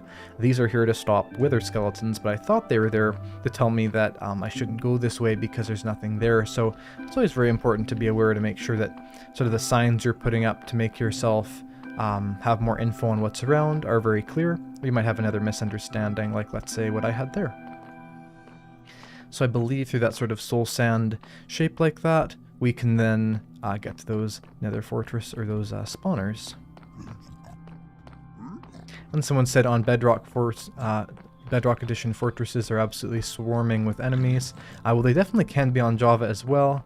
This is just one that happens to, I guess, not summoned as many in. Something also really important is that the Soul Sand Valley Nether Fortress has an insanely large amount of mobs in it, much more than you'd ever think could even generate in Minecraft realistically, but it definitely does, and so because of that it's always important. Now we have like everything we need here. We have an Enderman, and we have these spawners, and none of them have anything at them yet, so we sort of have like a small amount of calm before the crazy storm here. We have to fight all these things. We're actually going to start with the Enderman here, just because it's the thing that's going to be sort of the most difficult to get later on, as we have a guaranteed source of the blazes. We do not have a guaranteed source of the Enderman. And also, for anyone wondering, I am playing on hard mode there, so we have to be very careful. And there is a blaze, so we're just going to block ourselves in somewhat. A little bit of a sneaky blaze they're trying to get to us, but thankfully we can just place a boat down here and actually just trap that blaze. Not that it's really important to trap it, but we could do that. And it's funny because you sort of think of blazes just based on the way that they look, that they aren't really that smart. They'll kind of stay still, but I found it's actually very common that they will. Now I just realized I still have that Enderman after me, but doesn't seem to be very actively chasing, so we'll just sort of be aware of that and have ways to get into more of an Enderman safe area later on. That is one of the biggest issues I've found though, and I don't think that Enderman is still angry at me or I would hear it. Oftentimes you won't hear it though, and then it's like super dangerous because if that does happen, they can sometimes randomly teleport to you and just kill you instantly. But we do have a shield, so we should be okay. So we're just going to hit all these, and of course there's a lot of them there, so have to be very careful about sort of not dying. Thankfully we can use our shield as the overpowered sort of defense weapon that it is to protect ourselves from this. And a really big thing that's important to be aware of when fighting the blaze is that oftentimes the rods that they shoot will actually fly right into the lava, or to the lava, yes, but also into the fire. So for instance, right now, if there's, let's say, some fire that these blazes create, like right here, you want to make sure to punch that out, as not only does it stop more blazes from spawning in, but what it also does is it makes it so that we have a more difficult time getting these blaze rods to not fall in lava. But look at that, 16 blaze rods. That's definitely the power of the Looting 3 sword. I mean, to think that we got that many, it's actually kind of crazy to think how so much of the sort of the number of mobs that you get is dependent on if you have that looting enchantment or not. And of course also something like the shield here is just so overpowered when fighting mobs. I mean, basically after we fight these 3 blazes here, we're going to have enough blaze rods for more or less any project we're going to want, and certainly enough for, let's say, finding another fortress there. And something I've also found too is you would kind of think, just the way that it works, that if you get sort of 2 of the blazes fire charges at you at the same time, that you would have trouble blocking them with the shield, but in reality the shield just seems to block all of those no matter what, although of course right there I did not lift it up in time. But there we go. And we now have 27 blaze rods. Again, it's just crazy how quickly we're getting these. Is of course the chance of how many blaze rods we can get is made a lot higher, but as well as that, these blazes have been made much less dangerous. Although again, let's say in that scenario there, we did get lit on fire. And oftentimes I've found the problem is you can get fire damage, but also damage from those blazes fireballs to start off with. So with that double damage, especially with a large amount of blaze that, you know, of course could potentially spawn in, you always want to be careful with that. And you even saw right there, they're sort of giving me like a melee attack. So you have to be careful with that, as the blazes can also shoot you and that they can hit you as well. And that hit attack can also be fairly damaging, so always important to think of that. But anyway, 33 blaze rods, obviously that's more than enough. I don't think we need to collect any more. I mean, I guess we could technically do something like getting a stack. There's not much of a point. Now someone's asking, will I ever do a face reveal? I have had this asked before, and the answer is I definitely could. I have nothing against doing that. I just think that at this point, I can't see a point where, you know, my face in videos would significantly increase the quality of the content, and so because of that, I want to wait for that until there's, let's say, a lot of hype around it, and a lot of really good reasons why I could actually utilize that in my content. But I have nothing against it, so I think that you know, there's nothing saying that in the future you wouldn't necessarily see that inside of my content here and there. But anyway, we have this pathway back out, and the reason why we're traveling back out here, even though we still need some of these pearls, is that we have this amazing warped forest here. And I remember a while ago we actually fought a bunch of these, and it's insane because we had that lucky chance of getting the looting 3 sword, where of course looting 3 is like the equivalent of, you know, let's say fortune on a pickaxe. It's actually insane by just that how many more of these ender pearls we'll be able to get. So we're gonna hit that mob there, the enderman of course. We're gonna hide underneath this, and even with the sharpness, this is like the ultimate enderman killing weapon. In fact, I know that for most enderman farms, it's always suggested to have that sweeping edge if you're on Java, because then there's so many endermen, you can hit multiple of them at once. So there we go, 1 ender pearl. We basically have like a guaranteed ender pearl when we have this looting 3 sword, which is awesome. It is crazy though how fast those endermen can teleport, and it's always important because of that to be careful, as of course you can get caught off guard and die from that. So we'll hit this enderman, and there's another pearl. We now have 3. So we'll probably collect them until we have maybe 32 pearls total, so we have 13 pearls so far. We just need a couple more. It's actually just amazing to me how much more efficient this is with the looting 3. I found that oftentimes when I'm playing Minecraft in a late game world, I forget truly how incredibly different the game is early versus late. You know, for instance, something like getting those blaze rods there, to get 33 blaze rods before would have taken us probably 3 times as long, and because of that we would have used up almost all of our food, and we might be about to die right now. So it's sort of crazy how all those things stack up, or just a weapon with just a bit of better enchantment can really make the entire thing much easier. And someone said, what got me into streaming? Well, that's a good question, since I think this is only the 1st or the 5th of those survival lives, and other than that I've only live streamed like 3 other things. And more or less the reason is I found that a lot of content creators have been able to really effectively use streaming to connect with their audience and to sort of grow, you know, more of a community around what they're doing. And I have found this has helped me with that a lot too. And so because I want to connect more with my viewers and also provide them with, let's say, a little bit more of a let's play style content, not necessarily a let's play, but you know, this is of course a lot more like a let's play than maybe you know, how to farm sugarcane guide would be. And so because of that, I think that that's one of the reasons why I started streaming. And of course because of that as well, a lot of people enjoy doing the just all the interactions around a stream, things like the memberships. Actually, a really important thing is if you're someone who has been enjoying these streams, maybe you enjoy my content in general, and you want to have some awesome emojis to stand out, and you can use these in the chat, but you can even use these in the comments of any of my videos. I now have memberships, so if you look next to the subscribe button on my channel right now, there's a little join button. You've probably seen these before, but more or less what they do is for a very small monthly price, just sort of like a Patreon subscription kind of idea, then you can get a bunch of these emotes, and those will be able to be, you know, used across a bunch of different things. And of course, as well as that, you'll actually have a badge next to your name. So for instance, you might see a couple of the people in the chat here who have like an Eyecraftmc next to them, and that would be because they have that rank. And so if you do enjoy these streams and want to sort of be more interacting with them, feel free to join my channel there, and there's of course the button right next to there. Someone said how to make a wither skeleton farm. I do like this question quite a bit because a wither skeleton farm is a very difficult thing to make inside of Minecraft, of course, depending.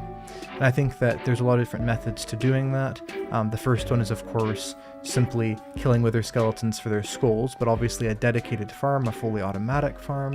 I cannot simply show you that very quickly. It's actually incredibly complicated to make a wither skeleton farm, probably one of the hardest farms that people generally tend to build. However, more or less what you want to do is you want to restrict it so that those wither skeletons only spawn in a very small area. So for an example, let's say covering everything in half slabs all across the entire world, not across the entire world, but inside sort of the radius of what you could use inside of your mob spawning radius, which is 120 blocks around you. And then once you've done that, then you would sort of make an area where once those did spawn in the game, then you could have like an easy way of killing them. So that's kind of how a wither skeleton farm works. Of course, very simplified. But of course, there's a lot of different designs to that. I actually have a friend who designs Minecraft farms, and he designed a really interesting wither skeleton farm. And there's a lot of different ways of doing it. It also has a lot of differences depending on if you're in Bedrock or Java. We're going to go through here and kind of avoid that drop. Now there's actually 2 of these, and we're going to place these, and we have 2 super chats here, so I'll read those off. The first one says, "I'm so glad I've discovered your channel, finally a YouTuber that provides a more mature content for a relatively old person like me. I've learned a lot of new things. Thanks to you, thanks so much." Well, I'm really glad that you enjoy the content. I do try and make content that applies to everyone, and I hope to sort of expand what I do in the future so that I can not only provide people with information on how to learn the game, but also just different cool scenarios that can be done in the game, sort of expanding that a little bit, but I'm really glad you like it. And there is another comment, and that is, any tips for fighting the Ender Dragon? Definitely. So the first thing is you absolutely need to have a way of sort of stopping yourself from fall damage. So as an example, that could be maybe a water bucket, that could be scaffolding. And the reason why that's so important, if we wait for the Enderman sound here to end, is that basically the Ender Dragon will often sort of throw you up in the air, so you want to stop that. Another really important thing is Ender Pearls. Really important to have a couple Ender Pearls. The reason why, of course, with that is that with the Ender Pearls, then let's say if you fall off the void, you can throw those. You can also use those to stop yourself from fall damage. Probably the easiest sort of MLG jump is to use the Ender Pearls, and so that's another thing you want. And of course, you know, a high power weapon and a bow with lots of arrows. These are all really good things. And one last thing is a way of towering up. So, you know, you can't really fight the Ender Dragon unless you have a way of getting to those end crystals. So you want to make sure to just have, you know, a good source of, let's say, building blocks. You could use scaffolding if you have that in your world already. More or less those some of the tips and tricks I would give for that in terms of the materials list. I do have a video actually on how to fight the Ender Dragon, even some sort of special ways of doing that. So if you're more interested in that topic, I would definitely suggest you check out my my Ender Dragon video there. So you can just search up Eyecraftmc Ender Dragon and it should be there. I hear that Enderman there. It's always sort of annoying when they just kind of run around. They don't actually teleport. It sounds like the Enderman died. I'm not sure how, but it definitely sounded like it died. I see some smoke pearl. It did die. How strange. That's very weird, you know. Sometimes I wonder with things like that, like how did that Enderman die? Maybe it angered a different mob and that mob killed it? Like, I don't think so. It could have also teleported into lava, but I didn't see it on fire. So very interesting question there. It just died in rage of the fact that we looked at it. I don't know. It's kind of funny though. Anyway, we now have over a stack of pearls, which is awesome. It's just amazing how much easier it is to do with this looting 3 sword. Definitely the most sort of great accomplishment we've done today, and I really hope we can get fortune. Now look at this, we have a perfect scenario. You'll notice I'm sort of pushing this pigman away. Funny enough, you can actually push the pigmans off of a cliff, although it's not going to let me, without them getting angry at you. The reason why is because we have sweeping edge. I've had times where I'm hitting a mob like this, and I've by accidentally sweeping edge hit a pigman next to it, and then you're definitely in trouble because all the pigmen are mad at you, and you did not even hit it directly. But now we have 16 and 6 pearls. You know, we may as well just collect a whole bunch more because we're right here. Looks like there's another fortress. I thought I'd actually built that for a second there just based on where it was, but I see some Enderman particles over there. Here's some really interesting trivia that you may not be aware of, is the fact that Endermen were going to be green, so they would sort of have, they would be sort of like that velvet black color, but they were going to have green eyes and green particles around them. So it's a really interesting thing that, you know, we think of purple as being an end-related thing, but the end might have been a very sort of green-related dimension if it wasn't for that. So that was actually a pretty good hit. Let's see if we can get this one pretty close there. But yeah, more or less. And so that's one of the interesting things about Endermen you can think, is imagining them with those green eyes. And here's a great game of playing tennis with a ghast. I think that they, I know there's an achievement, of course, for this, and now there's 2 of them, so I'm probably going to get out of here. That's generally when things get just a little bit too difficult for wanting to fight without more preparation. I mean, ideally, with Elytra, of course, things like ghast are super easy, but let's get some of these Endermen angry at us, and let's kill them. One thing really important to be aware of when fighting Endermen like this, we have sort of a shelter. Let me just turn down those hostile mob sounds so that people can even hear what I'm saying, is more or less that oftentimes if you're really near the edge of one, they can still hit you. But look at that, we're getting so many pearls, it's crazy. I think we just got 8 pearls there from 3 Endermen. That might not be true, but it definitely looked like it. Let's hit this Enderman. We'll try and jump. So another important thing if you have Java Edition, so that sweeping edge enchantment, is the fact that if you have a critical hit, which means jumping and hitting a mob on the way back down, that will not have the sweeping edge effect. So for instance right there, that Enderman was next to the zombified piglin, and so because of that I decided to do that critical attack to avoid sort of the issue of hitting, let's say, that zombified piglin and having it be angry at me. I do hear, and now I see that I've been hit down by that blaze. You know, that's something really interesting about having sort of the ability to stop your fall with maybe an ender pearl or something, is let's say that was, you know, more of a fatal situation, maybe there's lava beneath us.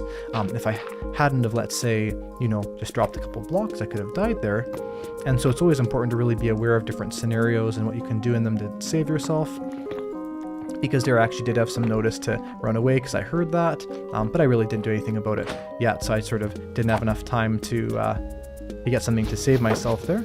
But I kind of was aware that I was going to be hit down, so always important to be aware of sort of little warning signs of things before they happen. There happens to be another Enderman here. We may as well, there's 2 Endermen, may as well get them because why not? Seems to be sort of an easy area to get them. There's actually 3 Endermen, so perfect. Mine into the wall here a little bit. Ourselves a little Enderman sort of fighting area. We're going to anger these Endermen, and then we're going to run back in here, and we'll sort of get them one by one. Something I have found is oftentimes they won't make that noise if you just hit them and you don't look at them. So if you sort of want to avoid that annoying Enderman noise, sometimes hitting them instead of looking at them can make that not happen. And of course I know things like Enderman farms on a lot of worlds are incredibly difficult to sort of navigate around because there's just so much noise and stuff, but there are so many of these Endermen around here. Let's see if we can get to maybe 3 stacks of pearls. I'm not sure. Of course, a stack of Ender pearls is a lot less than a stack of most items. It only goes to 16, but still, it's quite a bit. Now I do hear those blaze there, so I'm actually going to do something really important. I'm going to sort of turn this into a little micro base. There's a good reason why. The reason is basically that then if those blaze come, we can block ourselves out and be somewhat safe, because that Enderman is still there. And someone says, do I play other games than Minecraft? I've talked about this before. I do sometimes play other games than Minecraft, but generally I do just play Minecraft as my favorite game by a long way, and so because of that, I just prefer focusing on one game and getting really good at that. But I will sometimes play other sandbox games or sort of strategy games I really like. And something actually really cool I did a while ago was I played the Minecraft board game. So you may or may not know that there is a Minecraft board game, and I did play that a little while ago, and it's quite an interesting sort of game. It's called Builders and Biomes, and I did enjoy it quite a bit. I would sort of suggest it if you're looking for a board game to get. And yeah, more or less what it is you have to sort of collect resources and build things, and it's actually fairly fun. And so I didn't win the round, I played with that with some friends, but it is kind of a fun game to try out if you want. And let's see if we can get a wither skeleton skull from these withers.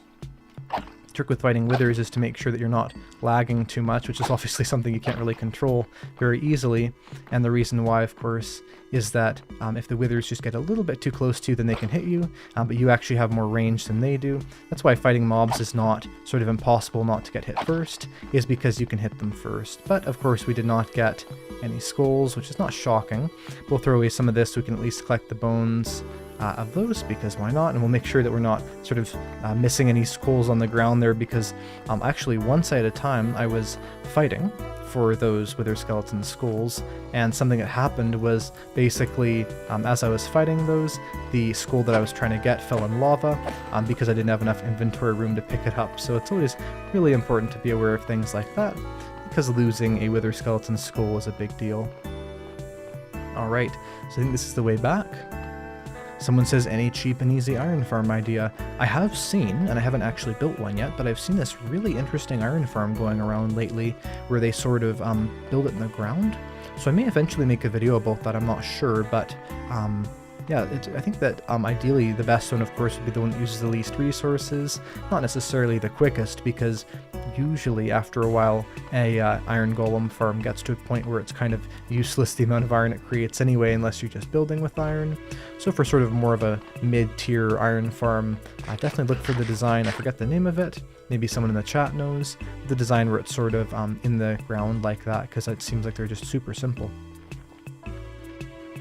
And someone says how to get, or how to kill a warden. Well, to kill a warden is fairly easy. You just have to be far enough away from it that it cannot get you with the sonic blast. And so if that's where you are, sort of, you're fine. And then just hit it with a ranged weapon. So I would suggest a power 5 bow. You could even throw on, let's say, a harming to that, but it's not super important, of course. And so more or less, if you have the bow and you can hit it with that, I think it's maybe 15 to 20 shots to kill it. It's not that difficult.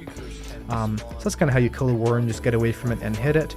But of course, in reality, I think the real question with a warden is not necessarily how do you kill it, but it's more so how do you not have it spawn into the game. And for that, of course, you just want to make sure to block up those shriekers and be careful with that. Let's see. Someone says how to duplicate items. Well, there's not many working item dupes in Minecraft anymore, but usually it has to do with sort of making the game think that an item was sort of broken off and not broken off at the same time. So I know that oftentimes people will make like a rail duplicator, where it sort of messes with the slime blocks to make the rail sort of stay where it is on the slime block, but also break off. And something I do find interesting is that there are some duplicators, like the rail and carpet ones, that have been in the game for a very long time, and Mojang has never fixed them, which makes me wonder if they actually want those to be in the game or not. Sort of like how when they fixed, quote-unquote, the oh no, I forgot about this stupid thing that keeps happening. Oh my goodness. Anyway, at least we got everything we needed, but sort of like when they fixed the AFK fishing, no one liked that because, of course, well, not no one, but most people didn't like it, because the AFK fishing is something that basically all players use in a really helpful way to get themselves the materials that are needed. Now, thankfully, I have a bed with me, so we're not going to lose like this incredibly valuable amount of items, but apparently there's monsters nearby, so we'll try moving that a little bit. Oftentimes the trick, if you see monsters nearby, is just to move the bed by a very small distance, as your beds can still be like really close to monsters and you can sleep, so that's always something important to do. In the very old days of Minecraft, if your bed was in an area that was not sufficiently lit up with torches, then randomly in the middle of the night, you would basically be woken up by a random hostile mob. And so because of that, people would be really careful to put like a bunch of torches around their base, and around their bed, of course, as it's sort of a method of protecting themselves. Now, this is useless completely. We're just going to combine those shields because, of course, it just deletes the material, just so we can collect this stone here to get all the way back up efficiently. But we're going to do that. Another thing, actually, we should do, which should be really important now that we're down here, is we should find the mountain that we're on. I believe it's the one to our left, not to our right. Yeah, I think it's this one up here. And more or less think of the Y level that we want to get out at. So I'm going to say maybe like 110, and then later on in our strip mine, we should probably make a tunnel that kind of goes to that Y level so we can get back. But here's one of those caves. I believe that there's another cave over here that goes to where the warden is, and you can sort of see, I believe, the top of our base up there. Yeah, you can see way up there, sort of that bit of a dark wall. So we're going to have to climb all the way up the wall there, unfortunately, but there we go. Someone said that, "Hi iCraft, just wanted to say I love your vids. I've been playing Minecraft for 12 years now and I'm just learning new things from your videos." Well, 12 years is very much a long time. I guess you'd have started playing in 2010, so probably one of the first maybe 250,000 people to play the game, which is pretty cool. And I'm glad you enjoy the videos, because I know I always try and learn more about the game myself, try and become a much better player.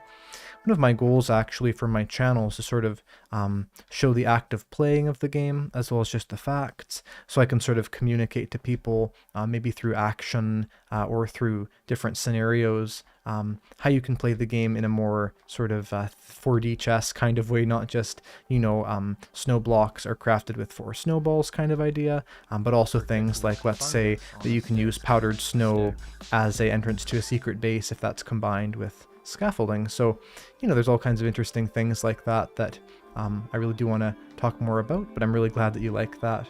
And we have a super chat, and it says, any good tropical fish farm ideas? Well, I guess if you're considering about getting tropical fish, I think what's really important to figure out from the start is, do you want buckets of tropical fish, or do you want the sort of tropical fish edible item?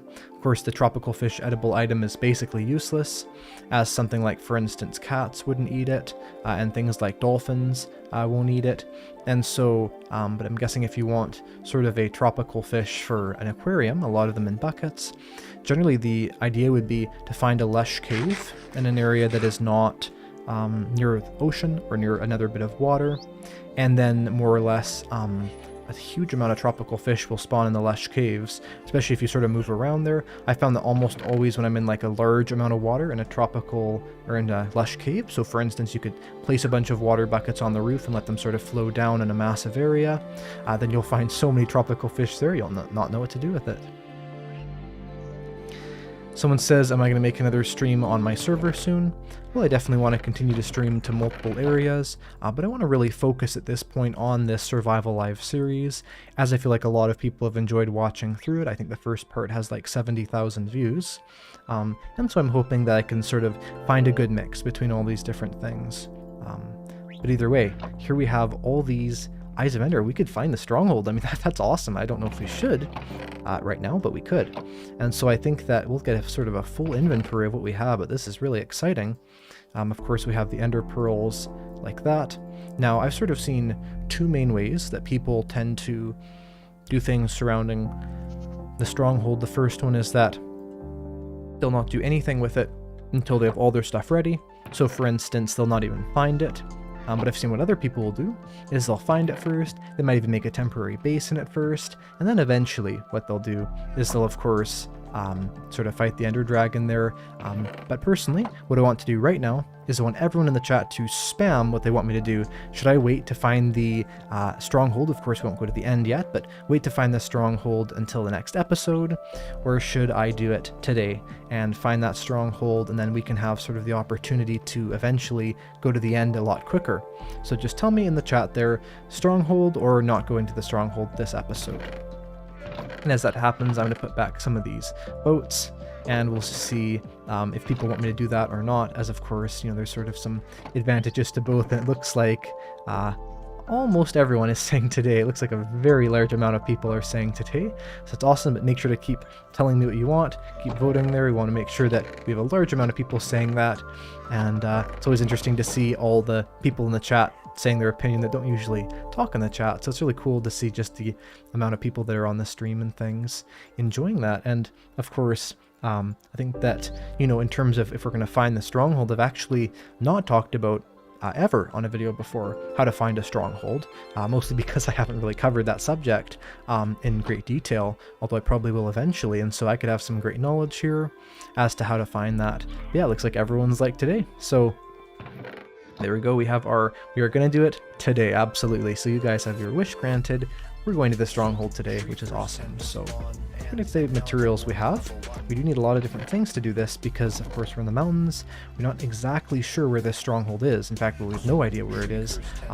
I know, of course, generally where strongholds tend to spawn, so we can sort of maybe travel to those coordinates first, but it'd probably be easier if we just use the Eyes of Ender the entire way.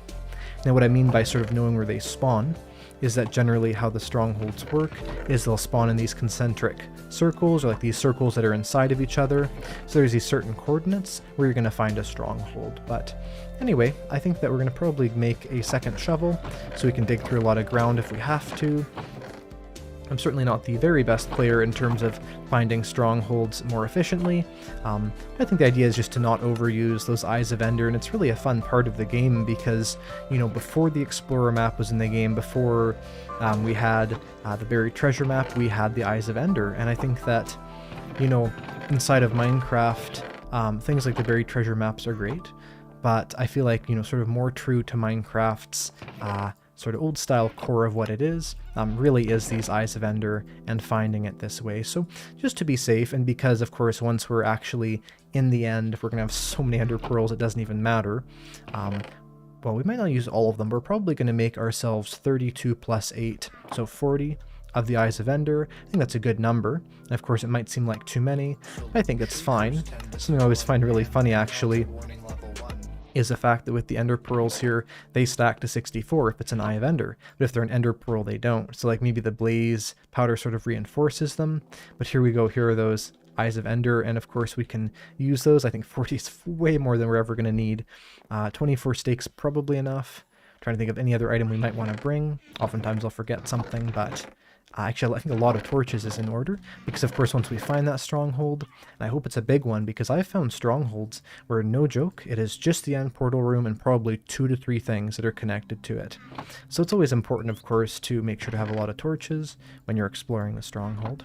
We're gonna get all this, and yeah, I might even make at some point is how to, of course, find the stronghold and how to explore it. But either way, I think we have the supplies we're gonna need. We even have some chests to start up a temporary base there, and all should be good. We might even grab maybe a little bit of wood or some stuff here for a crafting table, as we'll be gone for so long, but there we go. So we're going to start off on our quest, on our journey here to find the stronghold. So let's see which way this goes first, and we'll sort of follow that for quite a long distance. So we'll throw this, and hopefully it's close as well, actually, the stronghold. In fact, let me just do something here. A really good trick, if you're exploring and you don't want to lose where you are, is to mark down your coordinates. So you can do that by pressing F3 then F2, or if you're in Bedrock enable coordinates, then write those down. Because then if we got lost, I can take a look back at that screenshot and we'll be good. Alright, so we're going to go in an open area so we can see where this goes, and we're going to throw it. It goes that way, so that's sort of southwest. So we're going to go southwest, and that even dropped, but I'm not sure if I can grab it all the way down there, honestly. I mean, I guess I could. I may as well, you know, to be fair, like, there's some scenarios in which it's more difficult to do that, so we'll grab that. But of course now we have some mobs after us, we have to be careful. In fact, I believe this is the exact area we died a bit earlier, so we're going to probably just pile up out of here fairly quickly. But there we have that Eye of Ender back in case that's important. But southwest, and very exactly southwest, so that's the direction we're going to go. And we're going to probably go for maybe 500 blocks. You sort of always want to go like a really long distance first, then go from there. So west, southwest. So we're going to go this direction towards that massive mountain. And yeah, then once we're there, you know, I think the idea behind finding the Nether Fortress, or not Nether Fortress, finding the stronghold, is to kind of start with a really large amount of movement, then sort of refine it down. And we could even go a little bit past the stronghold by accident. And then, of course, we can sort of backtrack and know that it's behind us. But we're going to go this way quite a bit. I think 24 steaks should be enough for this stronghold finding adventure. And let's find out what happens. And of course, if you're just watching the stream right now or starting to watch it, here are my social medias. Be sure to follow me on Twitter. I've been trying to grow that, especially at Eyecraft_MC. Also join my Discord. There should be a link in the chat coming up here pretty soon. And there is a link in the description. And of course, as well as that, we even have some amazing multiplayer events we'll probably do soon. And if you're on the Discord server, you could participate in those. But anyway, back to Minecraft we go. And more or less, here we are ready to go back on our adventure. So southwest is this direction. And we're going to keep exploring that way for quite a while. I have seen certain players do a thing where they'll just keep using tons and tons of the Ender Pearls, you know, maybe every 100 blocks or so, but there's really not a point of doing that. I mean, ideally, I think 16 Ender Pearls should always be enough to find the stronghold, including enough to fill out the frame, because, you know, maybe half the time you'll get that pearl back. And so because of that, it's usually fairly easy to find that with just a small amount. So we'll go this way, sort of over this massive mountain, And something I actually should have brought, now that I think about it, is materials for another portal, because then we could have had an easy way back. But it is what it is, and of course I don't think it'll be that far away, but I guess we'll find out. We do have sort of all the supplies we need for a long journey, almost all of our best tools, and things like that. And we'll leave the food here, and we can even see all the way back there our base a little bit. Our base definitely blends in a lot, and I'm not sure if eventually our base will just be absolutely massive and take up like all of that, sort of like this, but maybe it won't as well. So I think we'll go back down to this hill here, just because that seems like a really good distance to throw a pearl from again, and we can kind of get a better idea of where it is. So we'll go all the way down there. As of course we're trying to find a stronghold right here. We have these Eyes of Ender in our inventory, and the first one we threw was incredibly directly southwest. So we're going to go southwest, and we are going to find that. We'll go down this way. Someone said that you should get some iron. Well, I could get some iron. The only problem, and the reason why I'm not getting iron or coal here, even though there's lots of it, and the Stony Peaks is actually probably one of my favorite biomes in the game, but definitely my favorite new biome, is because of the massive amount of the emeralds, iron, and coal that's there. The reason why I'm not, though, is because we're off in an adventure, and I found that oftentimes what will happen if you're sort of on a scenario like this is you can die, lose all those resources, or even worse, you'll run out of inventory room, and you'll have no ability to get anything new. But eventually we can go here. Maybe we'll have to have an entire mining episode where we just sort of collect a massive amount of materials here. So what we're going to do is we're going to go all the way up to the top here, and then we can throw the Eye of Ender.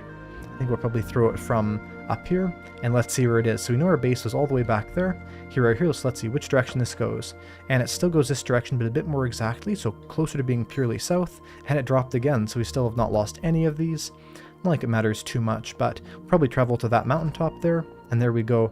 It is kind of crazy how much effort it is to explore this far of a distance, and I'm just so glad we have this amazing seed we're playing on, because it has these amazing visuals to it, and absolutely amazing mountain ranges and valleys. Most Minecraft seeds do not have this, especially not so close to spawn. So we'll go down here into the savannah. I don't really think I've been into the savannah that much, so it'll be sort of our first one there.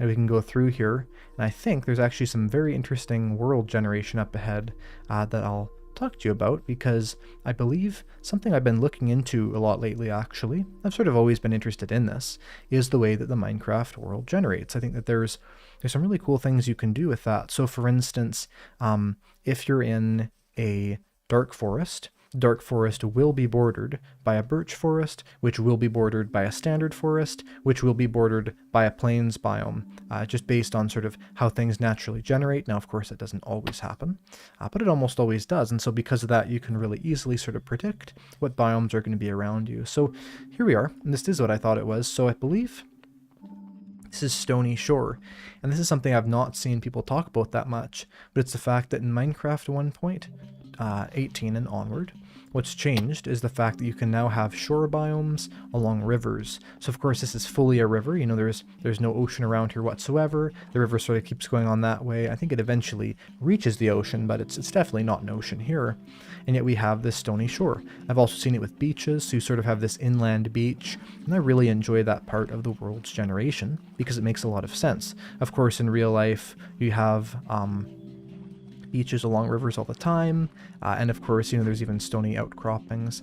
And again, for everyone asking about me not mining the ores, it's just because we're going to run out of inventory room fairly quickly, and I'm sure there's going to be a massive amount of loot in the stronghold, because what I'm doing right now is we're trying to find and locate the stronghold. So once we're on top of this hill, we might not even go the entire way, we'll throw another one of the pearls, and I'm hoping that I'm going the right way. I might not be going the right way quite, but almost. A really cool feature in Minecraft Bedrock Edition you may or may not know about is the fact that strongholds are more likely to generate if it's underneath a mountain. Or not underneath a mountain, if it's underneath a village. And so because of that, there's actually a lot of interesting lore to that, because it sort of says that the villagers were the ones who discovered the end, you know, maybe the ancient villager types, either that or whoever did discover the end, also built the villages. But here we are on that mountaintop we saw over there, kind of crossing the valley. A very nice looking area. Let's see where this goes. It goes this way. Okay, so we're really close then. And this also popped off. So, because it went this way, so we're gonna have to throw this probably, we'll go a little bit this way, but I think we're within maybe I'm going to say 200 blocks of where it is. So we'll throw it again. This is sort of the time where you do throw it too much. So we'll go this way. This one might not pop off. Oh, it did. It's been popping off very commonly, actually. So it is interesting because usually you can use just a couple Eyes of Enders to get really far. But of course, that doesn't always happen. So we'll throw this again and see what happens. And okay, it went this way. Okay, we're so close because it went one way, and then the other way. So what happens, you're sort of rounding down the location. You're throwing these until we know it's this way. And from this way, it's that way. So if we throw it now, it'll probably, we can even see it. I can't see it. I think that means it went underground. I don't know. So we're gonna go a little bit higher. We're gonna throw it and make sure we can see what's going on because we have a lot to spare here. And it went this way and sort of went down to right here, and there it is. So it's got to be right here. That's gonna be where, yeah, it went right down here. So that's where it is. So we found the location of that. We should be able to just mine down an area. So of course there's two ways of doing this. I actually forgot something sort of important, which is ladders. This is something you always want to bring if you're trying to find the stronghold, because oftentimes, in fact basically every time, there'll be something like that where it's sort of this large decline. And so what we're going to do is we're going to make all these sticks, and we're going to use them to make ourselves some ladders, and hopefully that's enough ladders. 54 probably isn't by any means enough ladders, but we'll find out. And you may as well actually craft all of this into ladders.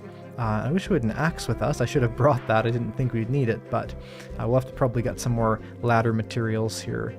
But either way, we'll get those sticks, and then we'll get those ladders here, and we will mine down and start to go. And someone said, "What's up, Eyecraft? Finally caught you live." Well, I'm doing great. Hopefully you're doing well also. And I'm just trying to sort of find the stronghold here right now, so we're going to see what we do. Here's a trick. I've talked about this before, but it's really important. Absolutely, you can dig straight down in Minecraft. Of course, the rules don't dig straight down. That's kind of incorrect. Digging straight down like this is always completely safe, so we're just going to dig down like this. Big trick, though, is going to be we're going to put these ladders on this side and sort of place them as we go here and there to make sure that we do not run out. And someone asked, do I speak Spanish? I wish I did. I unfortunately only speak English. I'm in Canada, so I should be able to speak French as well, but I can't really, so unfortunately, no, I do not. But maybe one day I'll try learning that, as I think it's always really cool to learn different languages and things. This is a cave, so we could probably find a shortcut into here, but that's okay, we'll keep going down here. Someone said, what's the chance of throwing an eye 8 times and not breaking? I'm not sure. Maybe it's my superpower because I am, Eyecraftmc. Maybe the Eyes of Ender have a special connection with me. Probably not, though. We'll go back down here and through here. Someone's asked me a bunch, have I tried speedrunning Minecraft? I haven't tried it as much as I'd like to. So that's something I want to do a lot more sort of work in, is sort of learning the tricks that speedrunners use really, really well, and then potentially showing ways that you can actually apply that to everyday survival.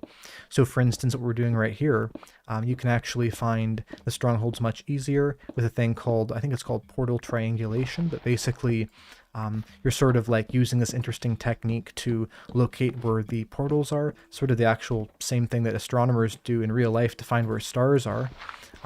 And so more or less because of that, I think with just 2 ender pearls or 2 Eyes of Ender, you can generally find a stronghold. So there's things like that that I definitely want to do more research into, and then potentially integrate into videos at some point. Someone says, what should you call me? IMC. I mean, Eyecraftmc is fine. You can call me I. Of course, the problem with I is then it's hard to say sort of what you're saying, if it's referring to yourself or referring to me. But I don't really mind what you want to call me. I used to actually not like it when people called me iCraft, because what it used to be is that if you searched up iCraft, you wouldn't find my channel. So if people said, oh, you should check out iCraft, they would look up iCraft, they wouldn't find it. But now it's changed, and if you search up iCraft, you will see my channel. In fact, I think if you search up Minecraft or Minecraft my channel will show up. So it's definitely ranked a lot higher now. And so because of that, I don't really mind either way. And of course, a lot of people like calling me iCraft because it's just a shortened version of Eyecraftmc. Someone said, is Minecraft a strategy game if you play in survival? I would say it's a strategy game if you play in multiplayer. Excuse me here.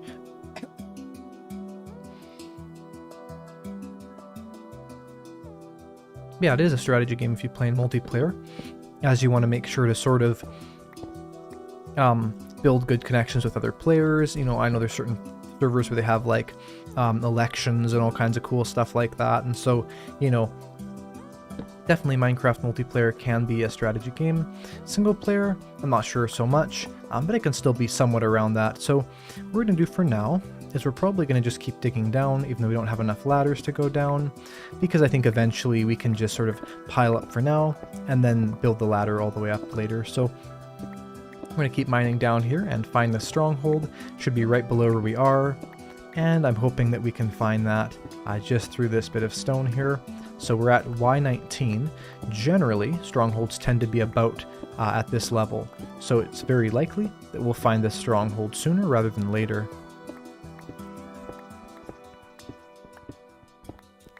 Let's see here. So we're going to go through here. Okay, we've stronghold. Now we've not stronghold, we have a deep slate. We've now reached the deep slate layer. I guess I may as well mine this iron with the standard pickaxe. We don't have 2 stacks there. I'll go through here. Someone says, hi, I was wondering how you come up with Minecraft content in such a short time. So the answer is I don't really come up with Minecraft content in such a short time. YouTube is my full-time job. Also because of that I spend about 70 hours a week making videos, which is basically all day every day, and I definitely enjoy it. But because of that, I spend an average of about 20 hours per video, although of course it can be short as maybe 5 to 10 hours per video, depending a lot. You know, little videos like, let's say, the something about the mob vote or whatever would be a lot shorter. So there's a lot of variance to that. But what I'm wondering right now, actually, if we have actually found the stronghold, because we're getting very low down here. Now, it could definitely be here, but we want to be careful, because sometimes you can sort of go just a little bit too far over, and so because of that we may not be able to effectively find that. But we're going to look around, we're going to find this stronghold, and it shouldn't be that difficult. And there's even some random ores. So there's the deep dark, so maybe it's a deep dark infested stronghold. That'll make it much more interesting. And oh, there's an ancient city down here. Oh, okay, that's really interesting. That makes things a lot more complicated, I'll tell you that much.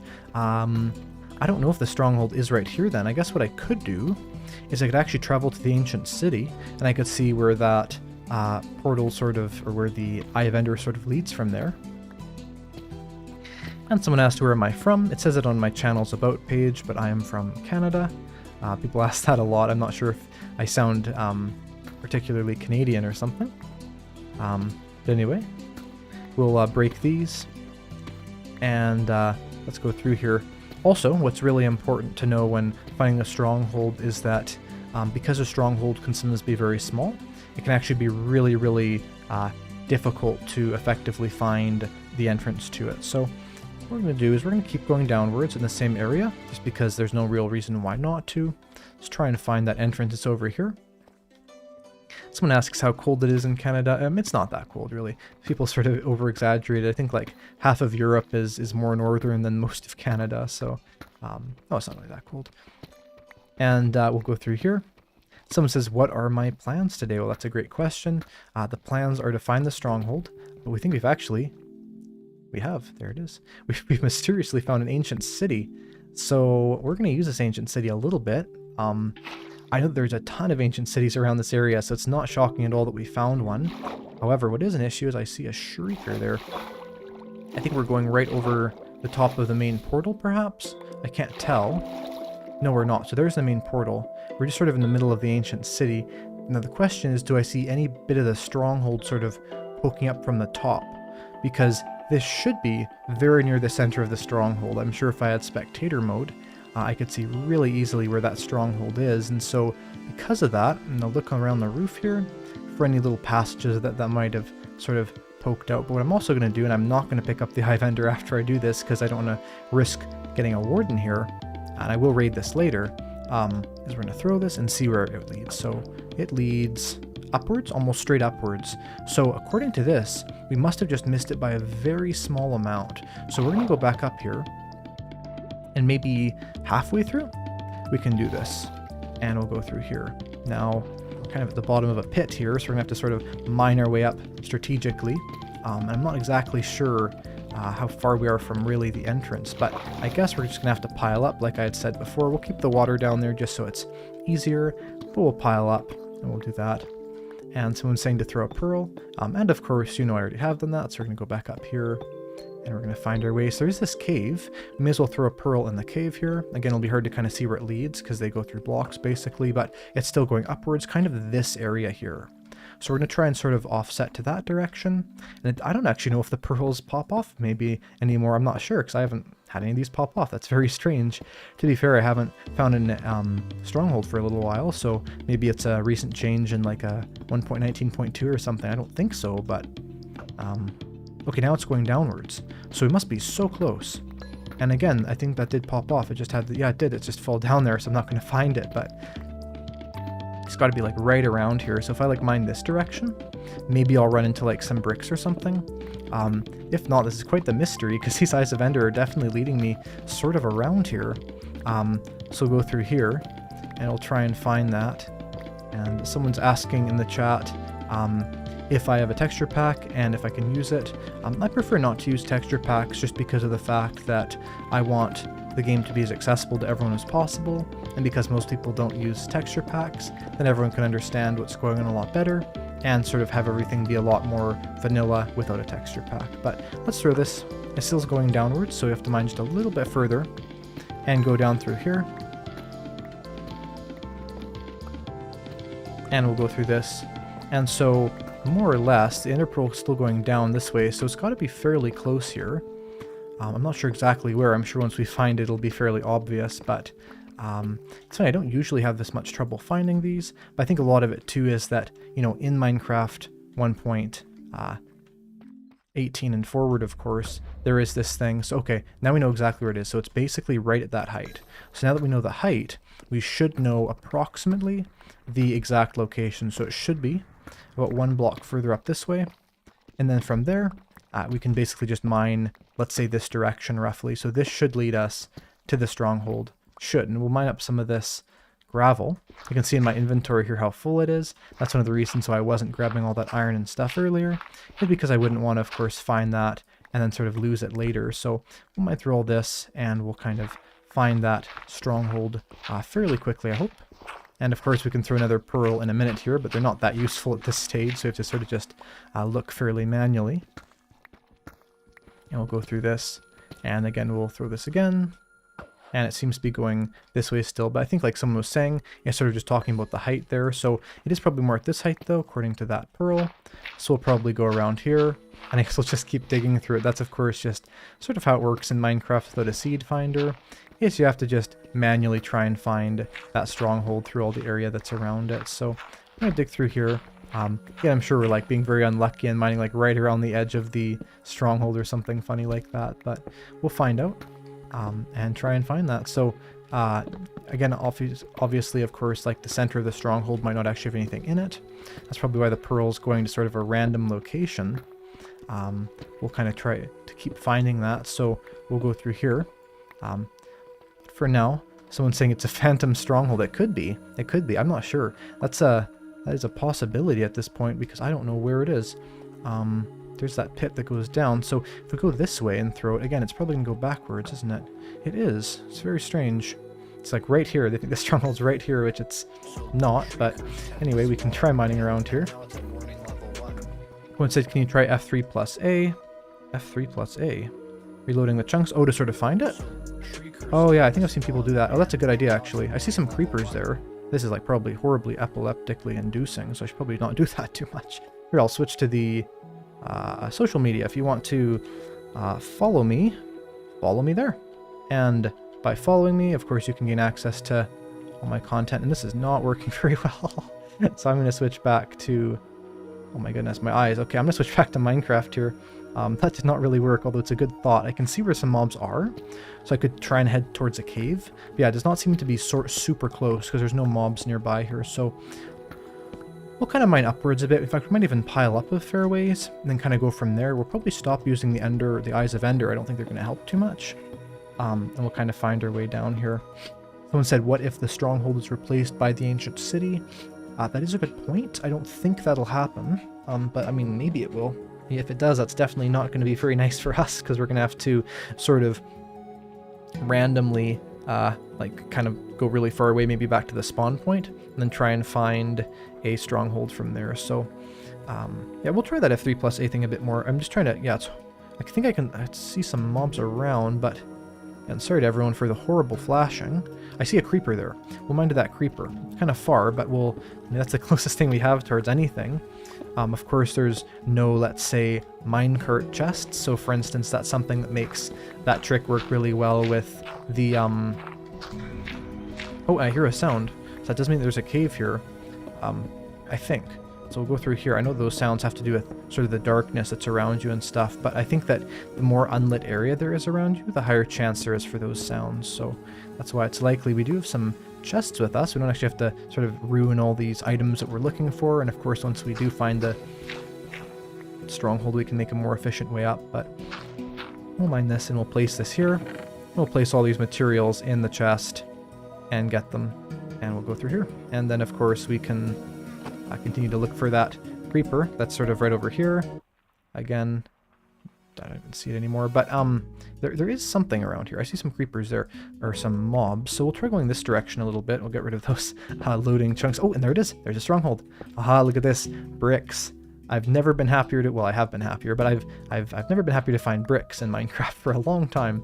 There we go. I spy. We found the stronghold, and someone said, is this hardcore mode? It is very specifically not hardcore mode, and you can tell that because I do not have the hardcore hearts. And the reason why is I found that hardcore is great, but I think that there's something where, you know, we can't really invest as much into building or things like that, if the only real worry is whether or not I die. So we're going to explore around here a little bit. Strongholds can be very easy or very difficult to navigate. This one's probably a little bit more difficult as it seems to be larger.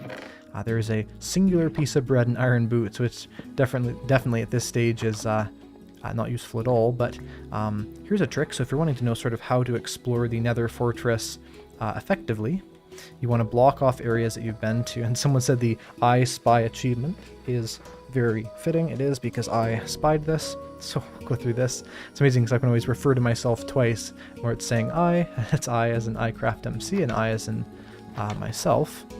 But I did see a staircase over here.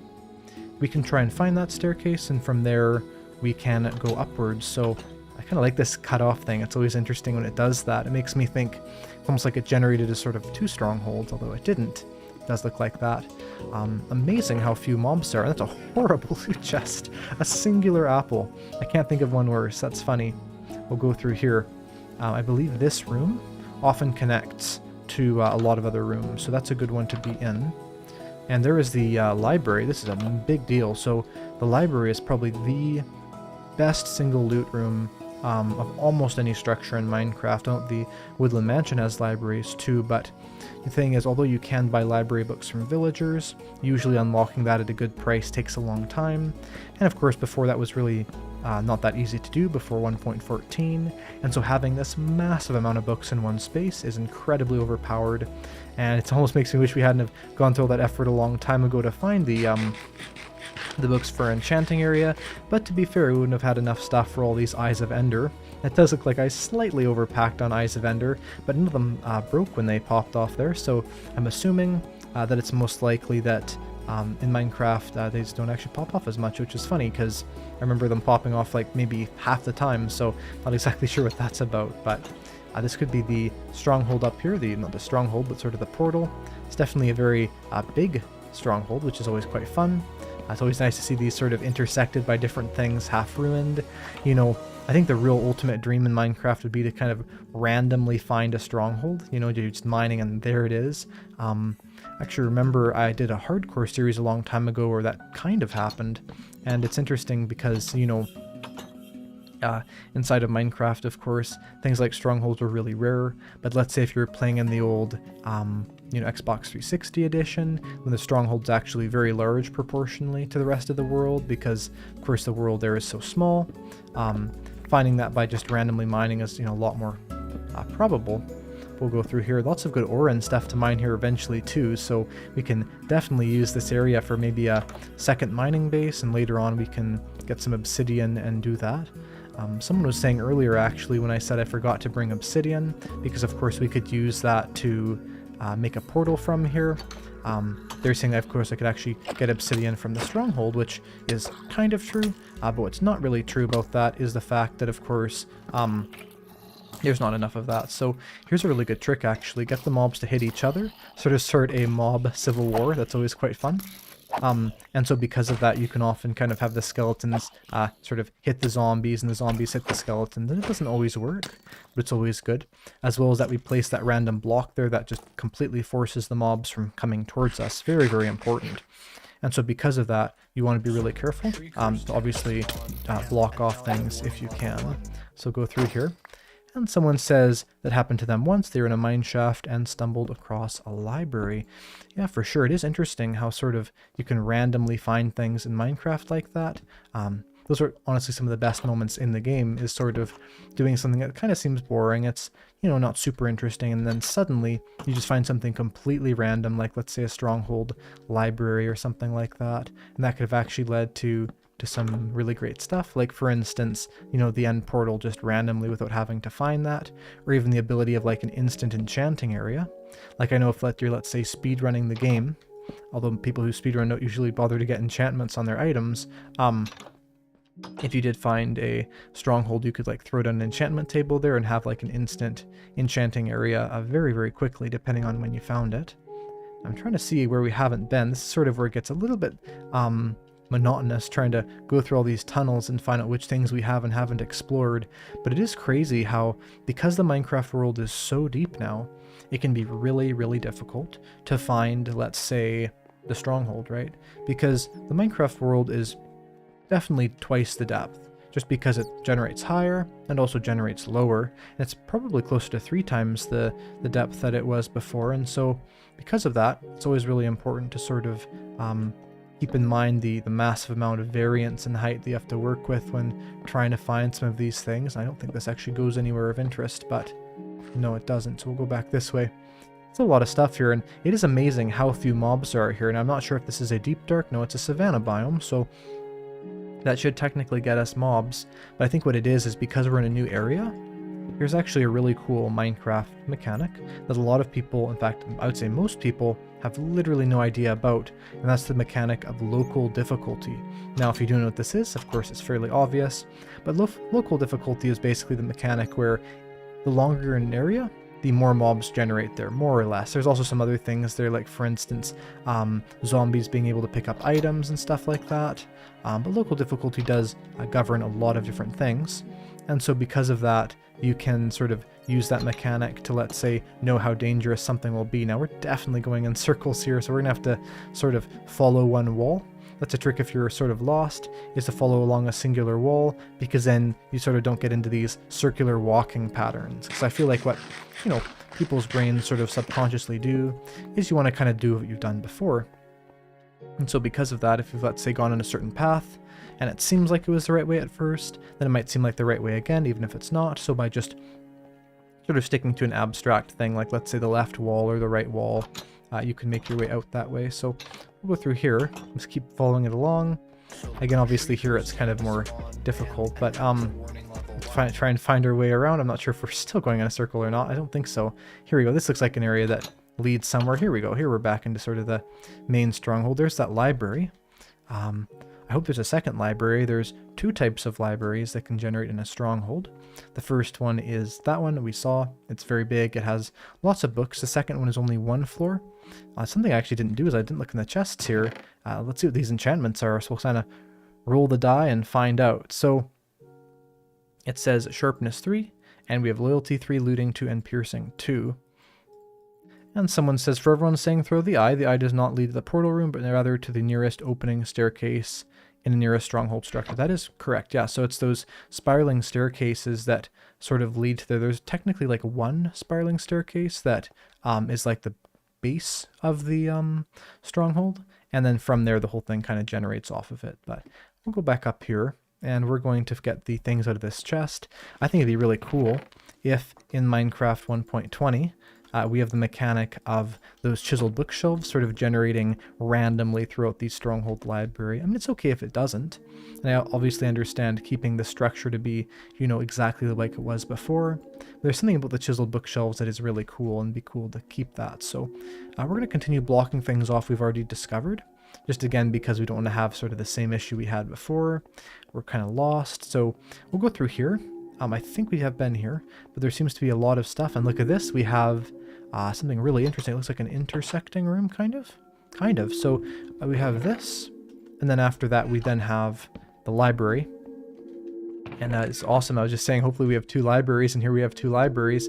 I think it might be possible to even get 3 libraries. I don't think there's technically a massive limit to that, but we'll go through here, and we'll see what's in this chest. We have efficiency 3, sharpness 3, power 3. Now, there is a chance actually to find a mending book here. It's not a large chance, it's the same chance as anything else, but if we found that, because we don't have a mending villager, we could get like this sword to be mending, or we could make the pickaxe be mending, but probably the best thing to do would be to save that mending book until we get the elytra.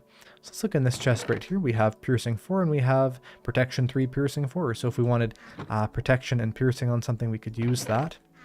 And of course we do have the entirety of this interesting secondary library here in the structure. So we're definitely in an area we have not explored a lot. This is very likely where that portal will be.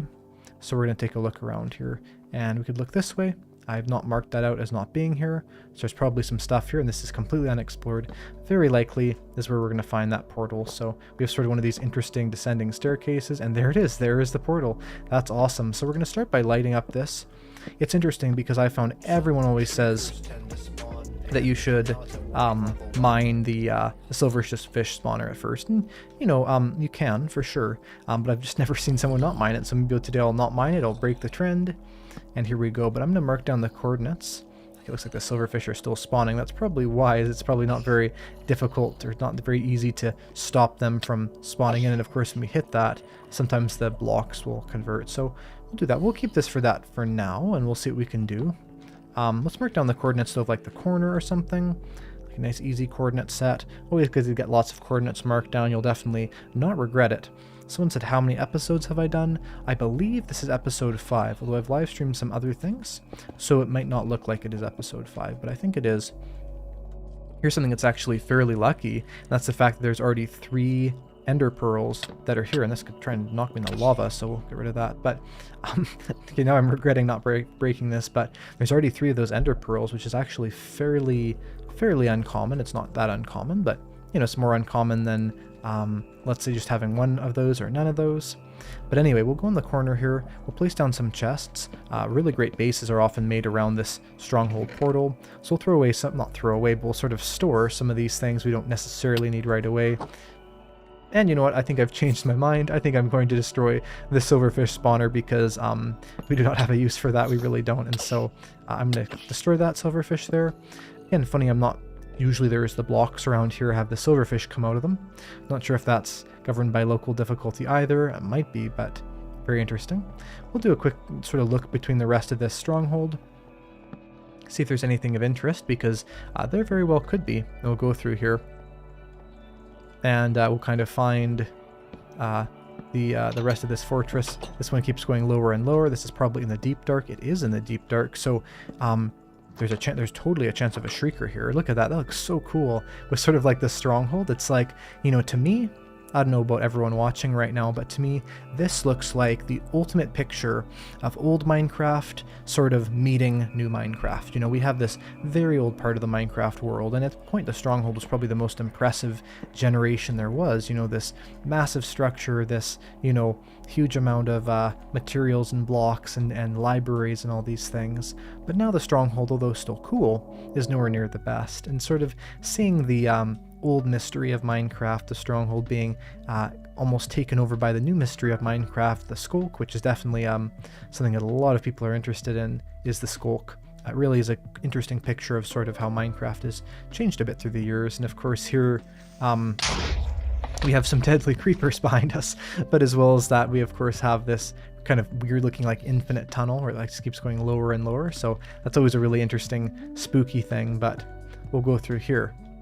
Now we're gonna eat some food. Of course we don't starve. We'll go back to that portal room. Actually I think I see, I know we went down there already, so we'll go back this way, but I believe we've mostly explored all this now. We haven't gone through this door.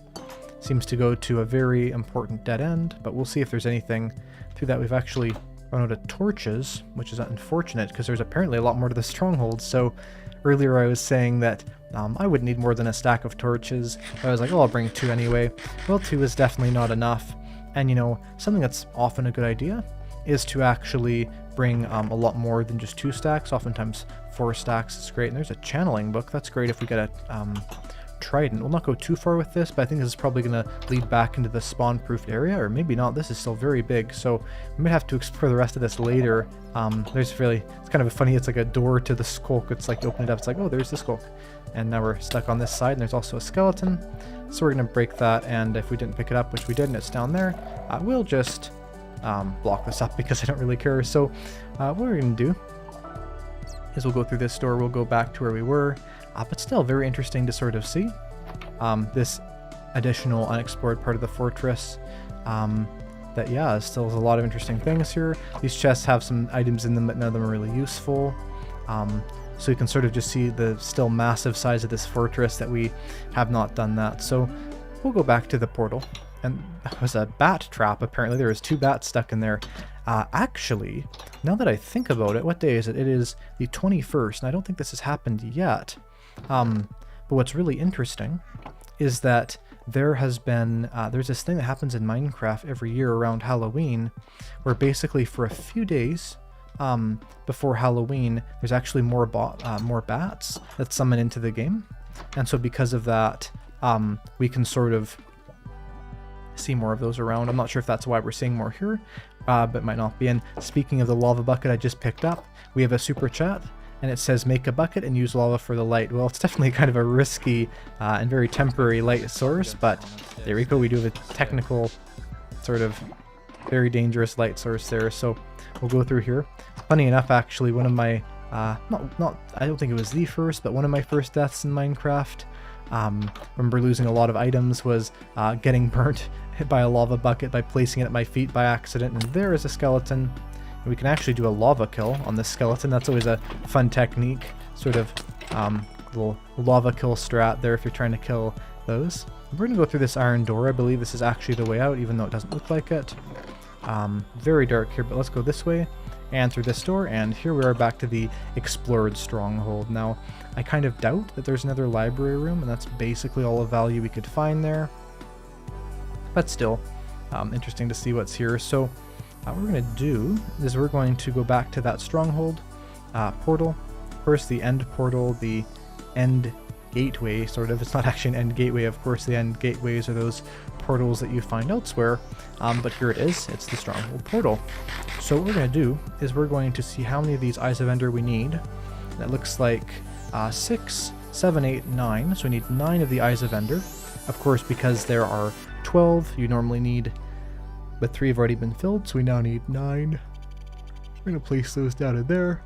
And there's now 9 Eyes of Ender, and so you have 29 extra Eyes of Ender, which may seem like a waste, but it's actually not a waste, because what you can do with those is we can make a lot of ender chests. So what I'm going to do, just because why not, it'll be sort of an experiment, is we're going to make a portal out of obsidian, of course, to go back to the nether, and we're going to see what we can do from there, see if we can sort of make it back easier and quicker as we're so far away. So we have iron, we're going to need gravel, and we're going to need a water bucket. So we're going to have to, unfortunately, not use this lava bucket for now. We'll probably put that in the ground just for now. Then we're going to have to find some water. So there are some caves around here. There is actually a fountain, I think, but I don't think the fountain has water in it. I think it just has some torches on it. But if there is a water source around here, I have a very faint memory of there being a water source that tends to generate in the strongholds. I forget where it is or why, but I do remember there's something about that. So we'll take a look for that. There should also be some caves that this opens up into, and basically every cave is eventually going to open up into an area that has water. Let's take a look. Now we're going to try and find this, and of course we are going to need the water. This structure I believe is actually called a well. I believe so, but there's no water there. So we have that, and let's take a look for where the water is going to be. Again, sort of one of these things where water is not a difficult item to get in Minecraft, but if you don't have a certain item, no matter how hard or easy it is to get, that item suddenly becomes really valuable. And I think it's sort of very similar to how it works with a lot of things, is that you don't really care about them until you don't have them. You know, same with this water. So this is actually how I mined into here. That's interesting. I found the entrance again. So technically, I could maybe find the way back. There might be water that generated in the ancient city, actually, although that seems really risky. There is, though, my water down there. I don't think I should grab it, but I think what I could do, and this is kind of a very risky way of finding water, but we may as well be risky, is we're going to land in our water down there. We're going to hold space so we don't go too low. This is an ancient city, and we're going to look for water. Now, there's like a 99% chance there's water here somewhere close. So I wish I had even a singular torch, but I do not. So let's sort of look at the light part of this structure so people can see anything. It's a very large ancient city as well, but I guess they're all kind of large. See if there's any water pools, water sources. Sometimes you'll find those randomly. It's not super common this low, but it definitely can happen. I've often found sometimes you'll also see water from the roof that kind of goes down, but the only water from the roof is our water there, so I guess we'll probably have to do is we'll just have to grab our own water source here and make our way out, but that's not a big issue, of course. And you know, we did bring water with us when we're caving. That's actually something really important to do, is to bring water with you when you're caving, because it's sort of like the only really good way of stopping yourself from dying in lava, of course, and all those things. And so it looks like, oh no, we've gotten stuck in the water loop thing. It's always important when placing down water you don't get sort of stuck in an air pocket, like we are right here, for instance, or we have to sort of wait for a while to get back into the water there. But this is sort of an interesting method of going upwards in Minecraft, is using a water bucket to slowly go upwards. Usually the more times you place it, the better it works there. But there's our water bucket. We can head back here to where the stronghold portal is, which I believe is on the side that has the chest. So that's over here. And it goes this way. Actually, maybe it does not go this way. It's around here, though. I guess there's 3 tunnels. So there's this one where it's not. And I think we just, or it might be upwards a little bit there. So it could be that tunnel. I guess we'll place our water again and make our way up. Of course, eventually things like bubble elevators would be the quickest. And there's our way upwards. There is that chest. So we're going to get our obsidian and we're going to do that. And we'll go through here. And someone said that I'm not prepped for the end, obviously.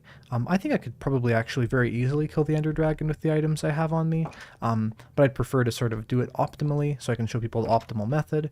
And also I think it should be a special stream where we defeat the Ender Dragon, because even though defeating the Ender Dragon, it's not easy, but it's still certainly not super difficult. I think it's important to sort of show that is definitely a very special part of the game, and of course actually winning the game is a massive deal, right? I mean, Minecraft's a game where once you've won it, you know, there's still a lot more to it, but I feel like a live Ender Dragon fight would be good, especially with the stakes up quite a bit in case I do die, but thankfully it's not in hardcore, so I guess if I died I could just get my items back, although it wouldn't be the best, and I'm fairly certain I could do it pretty easily without dying. It's just a lot of things like sort of, let's say, dying in Minecraft, I would say about half of deaths are because, you know, the player did something wrong, maybe they sort of made a bad choice that just led them to their death, but oftentimes what it is it's sort of just random chance, like let's say the Ender Dragon happened to flung you way too high in the air,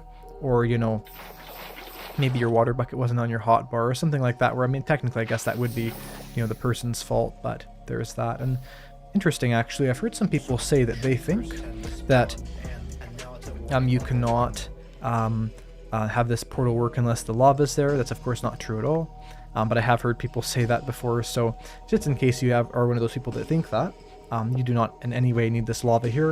In fact, all you need is that portal frame itself. The entire structure is not necessary, so we're going to mine the obsidian here. Of course we need 10, and we'll try and find that. And we'll go, and there's a silverfish, so we'll get rid of that, but we're going to find our way back. And of course also, I think that now we have a big goal to go behind, so defeating the Ender Dragon. I think that it shouldn't be too hard to get the diamond armor needed, and also scaffolding is really important. Earlier on the stream someone was saying tips to fight the Ender Dragon, and a big one really is getting yourself the scaffolding, because, you know, scaffolding is a massively versatile item, very overpowered item, and having that really does improve the chances of survival when fighting the Ender Dragon. Someone said it'd be cool if the warden fell off the edge of the void since it's blind. It would be kind of interesting if it did that, you know, like maybe the ultimate weakness of the warden would be that, you know, it'll fall off cliffs, like it'll have nothing in its AI that tells it not to fall off of a cliff. I think that could be super interesting, and so, you know, something like that definitely would be a nice mechanic and add some realism too, because obviously you can't sniff out that you're at the edge of a, cliff. I mean, I guess maybe if there's like a air draft or something, but you know, generally. So let's do that. And someone says, wonder if he uses nether roof travel. Oh, and there's a silverfish. Or if I traverse the dangerous areas. Well, usually I will traverse dangerous areas because I just think that it's sort of more what the game is kind of meant to be. But I definitely do sometimes have nether roof travel as well, just depending on sort of what my plan for the nether transportation in that particular world is. But it does generally tend to be nether transportation that's in the standard part of the world. And I actually have a video all about nether transportation, a little bit of an older video, but still lots of great info there. And you can sort of see I break down the pros and cons of all those different things.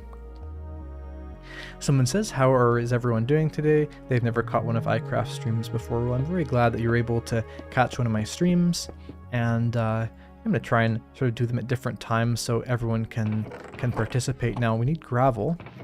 I know that we have some in that chest. At least I'm 95% sure we have some in that chest that is very near to the sort of entrance there. So we could try and find that. We could also potentially just look around some caves. Gravel's a very common thing, and thankfully you can find gravel when you're low down. We're not that low down, but we're low down enough that, you know, not finding gravel is not necessarily unlikely.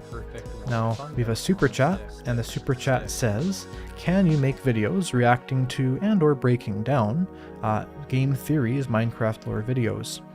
Well, I'm not sure if I would make a video like that, just because it's not necessarily my current content format, but definitely I would say that a video talking about sort of what other people's perceptions around the game are might be a good idea.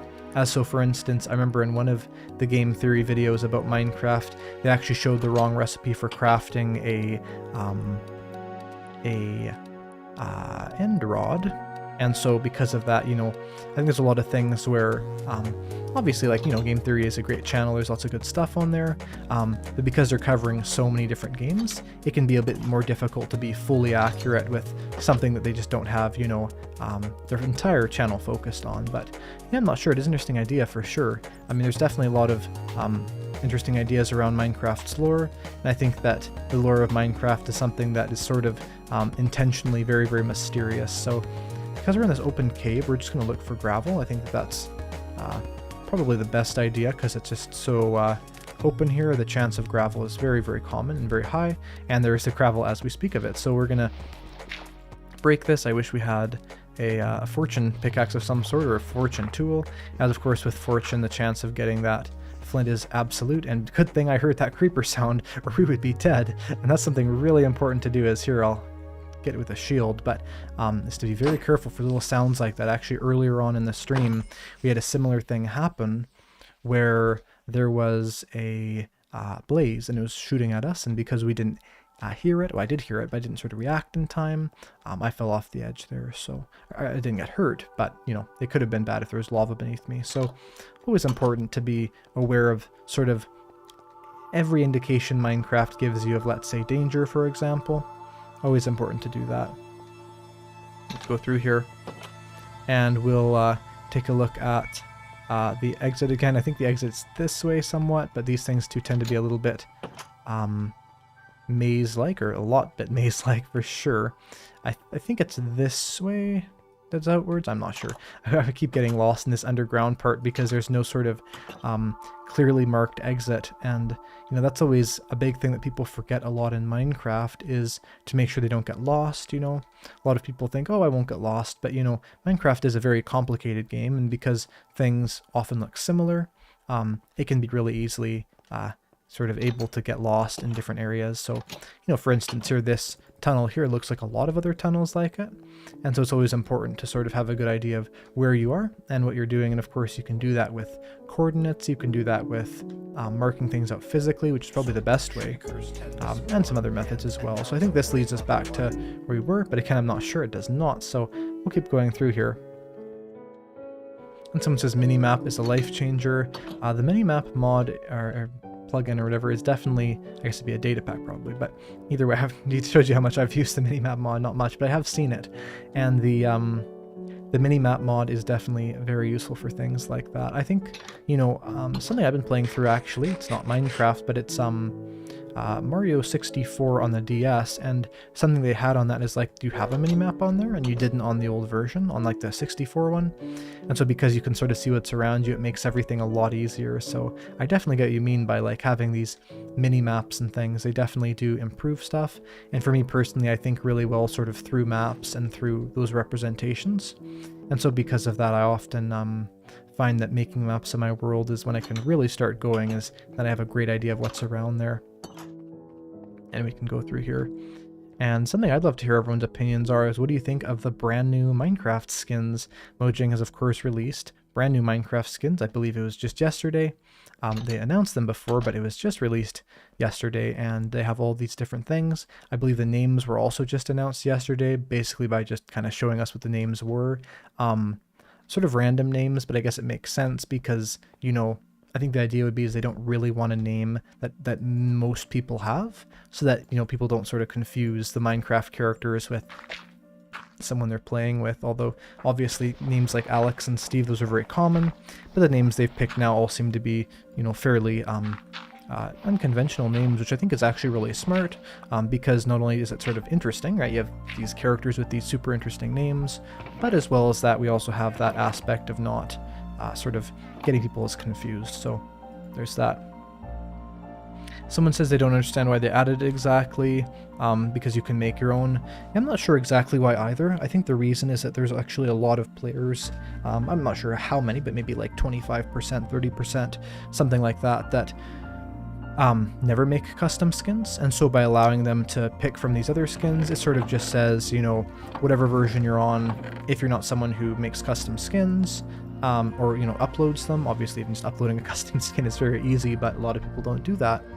Then you can have, you know, different characters. But something that one person was saying, and I think it's very true, is that the new skins are in no sense sort of fitting with Minecraft's medieval, sort of in Minecraft's medieval theme. Now, I mean, to be fair, you know, not like Alex and Steve really looked medieval. Steve did, or Alex did a little bit, sort of with like the shirt and all that, like sort of the way it looked, that could have been medieval, but you know, there's like overalls and blue jeans and all these sort of things that really are not medieval at all with these skins. But you know, I'd say outside of that, they're pretty cool, and it definitely has, you know, it's cool if people don't have their own skin, they can kind of use those. So what I'm going to do here is, if you look at my, actually I cleared the chat, but what I'm going to do is I'm going to find that screenshot, and here's the reason why. So and also while I'm doing that, be sure to follow me on my social media.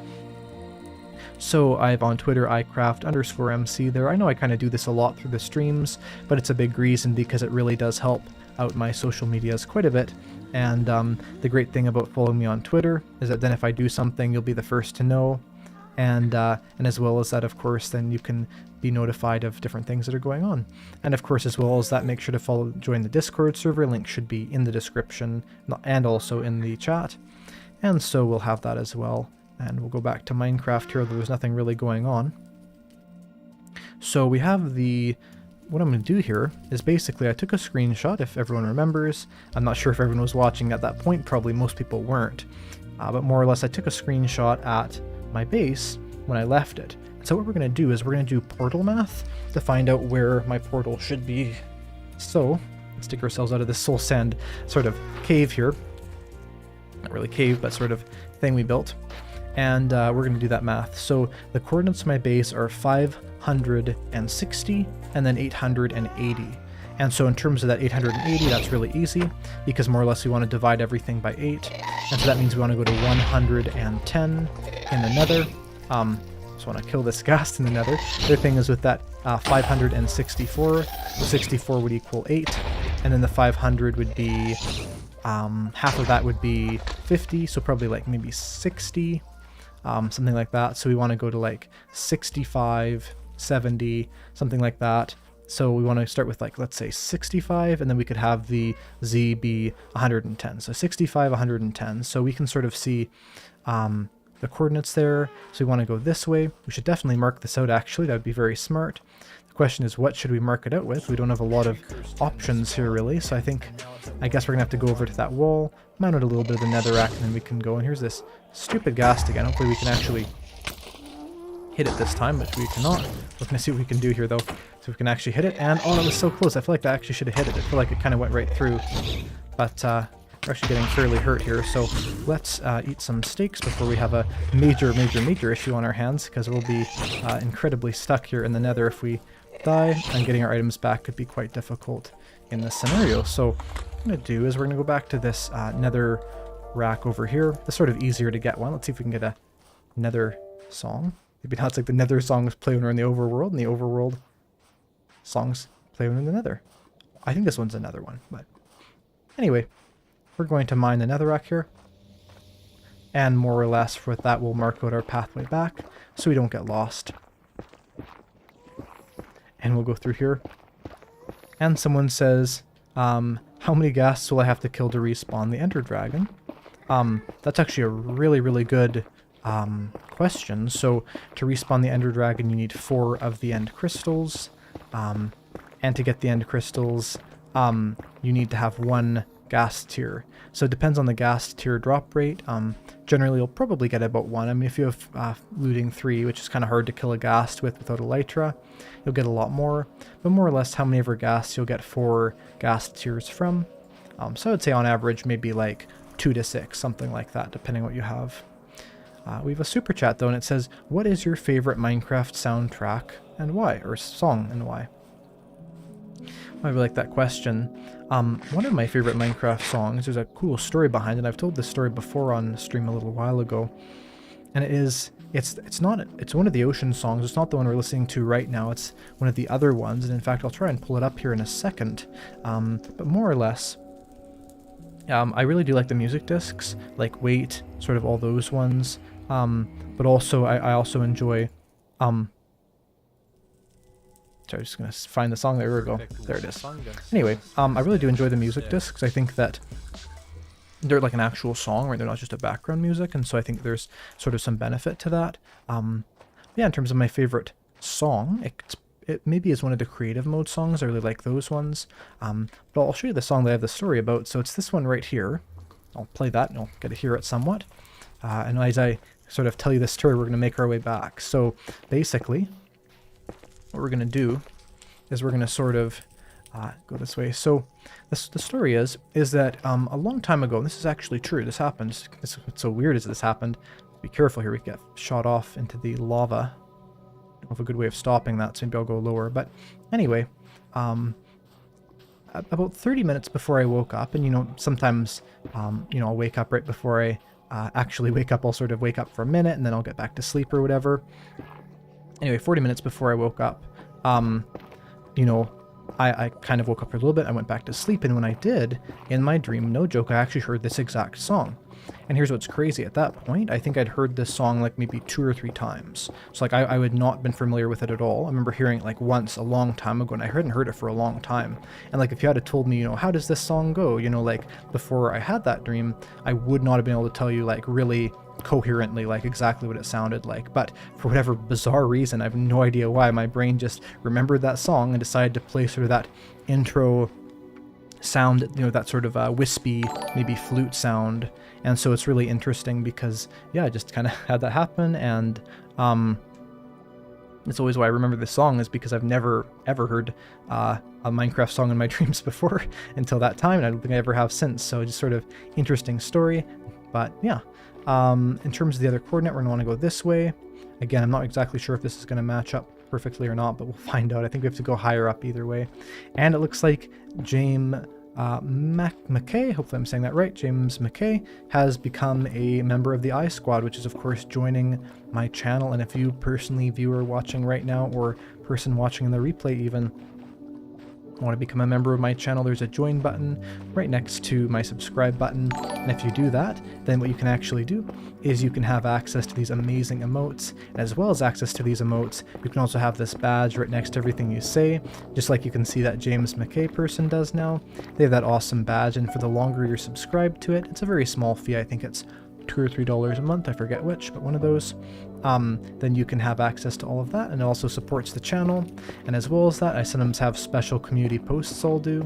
So for instance, I'll sort of talk about different things, ask questions specifically to the members, where only you can see that, so you can sort of communicate with me more one-on-one if you want to do that. So we'll go around here. I think this way is going to lead us back. I'm fairly certain we're going to find our portal just up here very frequently, so we'll find out. We're going to go up this way, and we're going to try and find that. And I'm pretty sure we're really close. This feels very familiar, and it is, because there's those slabs from where our portal was. So we're almost back. That's so awesome. I probably should have brought a lot of the loot from the stronghold back, but that's okay. And we have a super chat as well. And it says, your videos have gotten me back into Minecraft, and your calm vibe is great. Keep up the great content. Well, I'm really glad you like that. I definitely try to do my best to make my videos interesting, entertaining, and of course, something that you can learn a lot about Minecraft from. So I'm really super glad, more than I might sound, that you know, my videos have helped so many people get back into the game, because, you know, at the end of the day, that's really one of the main reasons why I do this, is because I just want to make as many people be interested in Minecraft as possible, because I know how cool the game is, and I want sort of everyone to be able to sort of have that experience. So look, it's always nighttime when we go to that stupid lower portal. It's funny. We might try doing, actually, is if I break the portal here, it might work a little bit better. It might not link here again, so we're going to try that one. I wish we had some torches with us. We do not have torches with us, so we're going to go over here and we're going to break this. Someone says netherite armor when? Well, netherite armor is definitely on the list of things to do, and we'll try and do that as soon as possible, but at this exact point, we do not actually have even really diamond armor. So first things first, of course, but once we have, that was very loud, once we have diamond armor, then we can of course get netherite armor, because that is a great upgrade. I do not think I'll go for netherite before I defeat the dragon, just because it's really not necessary at all. Netherite's really an upgrade in the sense that you don't really need it, but obviously it's quite a useful addition to have, especially since for things like, let's say, raiding a bastion, which in some senses can be much more difficult than fighting the ender dragon, having that netherite armor can help us if we fall in lava. We're not going to die quite as instantly. But let's find our way back up here again. Unfortunately, we still have to sort of find our way back up here every time, but maybe we can relink that portal successfully. Let's do this. And someone says, I wonder when I'll finally decide to do something other than play in my first world. I started the game in the summer, and this is one of the first YouTube channels I found to help me. Well, that's super awesome. If you're looking for anyone here, actually looking for sort of different things to do in Minecraft, different worlds to play on, it's down right now for maintenance, but it should be up like very soon, within like a day or two. I have a Minecraft server, play.eyecraftmc.com, and we have a multiplayer SMP on there that we have really heavily moderated to make sure that there's no issues with people stealing things or griefing things. If they do, we can fix that on there for you. And yeah, it's basically a really cool multiplayer community that everyone sort of helps each other there. We have sort of like these free armor and items for people if they want, that people have farmed from villagers, or you can sort of go out to the wilderness and make your own way. So if anyone's interested in playing survival Minecraft with a bunch of other people that enjoy my content, and sometimes I'm even on there, then feel free to check that out, and you can get even more info on my Discord server. But either way, we need to find our way up here without sort of getting powder snowed, so I wish we had some leather boots, but we do not, so we're going to have to sort of dig a way upwards here. Someone says, is the mislinked portal on a chunk border maybe? No, so I think the reason why it's mislinked is because of the height variation. So basically the two portals are actually really close to each other in terms of their height, like, or in terms of their X and Z. So like the north, east, south, west kind of thing, but not like higher or lower. And so because of that, I think what it is that the game is sort of just trying to place the portal where it makes sense in terms of Y value, and that's why it keeps going down there, because they're actually really, really close to each other in terms of the X and the Z there. Someone says, powdered snow is the bane of their existence. Well, here are two good things to know about powdered snow. The first one is that water will instantly destroy powdered snow. In fact, I can show that right now. I'll show it really quick, though. I don't want to destroy all of it. But if you look here, here's powdered snow. Let's place down the water bucket. Watch what happens. The water instantly just deletes that powdered snow, just as if it was never there. Gone. The end. So it's very, very overpowered for that. And you can see we just cleared out a ton of powdered snow. And look, we're in it right now. Place down water. all the powdered snow is gone. So that's a really great tip to know if you have a water bucket with you. If you do not have a water bucket with you, leather boots make it so that you can actually not only survive in powdered snow, but thrive in it, and you can go down in it. You can sort of move through it as if it's like scaffolding, basically. That's very useful for sure. And one other thing that you can also do is any piece of leather armor will at very least stop you from freezing in it actively. Someone says, what variant of mountains do you live on? Well, I live on this one right here, so it's the frozen peaks, but there's every type around, which is really exciting. So we have the jagged peaks, which is right there, and we have the stony peaks, which is kind of where we went. So there's one there, and there's one there. That's sort of more so in the direction of where the stronghold is. I also just realized we still have this random hole in the wall. We do not have a door to this castle, so we should probably do that. We should find a place for that and put it in. I guess for now we could make a little side exit here, or side entrance, but it's a bit silly to have a castle and no entrance to that. So let's come up with a appropriate colored door, maybe a dark oak door, to come up with a castle door. You know, what I would love to see in Minecraft is stone doors. So, you know, in actual castles in real life, sometimes, not often, but sometimes doors would be made out of sort of like a stone mixture, maybe with some wood. And I think that'd be interesting if there was a recipe for, like, you know, black stone doors, and there could be deep slate doors and stone doors and maybe even netherrack doors and things like this. Not because they'd really add any new features, but just because it'd be sort of a cool addition, like the castle here, where it's like massive castle, and then we have like these sort of mansion looking doors where they just don't really fit. So it would definitely be cool to do that. We could even put some doors here, but I don't think I will, just so we can have easy access for now. And someone said a portcullis gate. Yeah, portcullises are pretty cool. You can actually make those with slime blocks. They're really difficult to do, but I've been on a world before when someone did that. So they basically took, you know, I believe it's with gravel. So gravel sort of pushes the blocks up and the gravel falls down. But yeah, there are some really interesting ways of making very large doors inside of Minecraft with sticky pistons. But just for your sort of your standard small door type, there's still a big use for, let's say, having, you know, some different door variants. Would be quite cool. But anyway, let's take a look here. Someone says, imagine if the whole mountain goes down after I drop that bucket of water by accident. Definitely, it is kind of funny to imagine how much of that can get destroyed by just a bucket of water. That's sort of how Minecraft works. Here's something funny, actually. Where did my water go? It's sort of gone. You can't really tell it's there. In fact, there's no way of telling it's there. But mysteriously, if I can find it myself, it's sort of a mystery for me, I will suddenly have water in this bucket when I find the block that I put it on. So you can sort of hold right click and try and locate that. But yeah, you can sort of hide things from yourself. But there we go. So we picked that up, and now we have this bucket of water.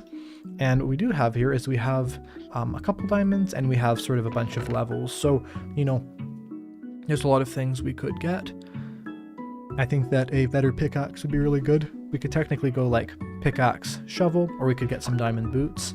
What I'm going to do, actually, it's also often a really good thing to do if you're sort of wondering where you should spend your diamonds. What you should do is look at the enchantments that are possible for that same type of armor.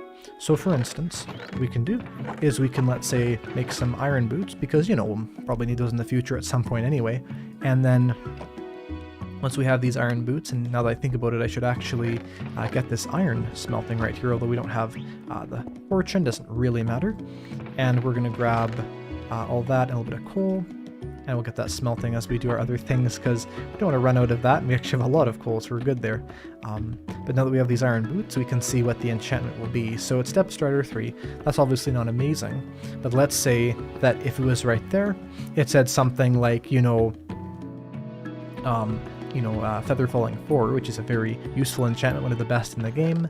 That would be something that I would 100% spend all 4 diamonds on, because Feather Falling 4 is just so important for, let's say, fighting the Ender Dragon. Put our boots back, though, and some of our building blocks back as well. I guess the nether blocks will go in here that we sort of collected over time. Not sure we have the random diamond horse armor in our inventory. Must have forgot to put it back a while ago, but basically, we now need to do is we need to figure out what else we need to sort of upgrade ourselves. So I'm just going to put these away as we sort of figure this out. So basically, we're going to need scaffolding, so we need to kill some spiders.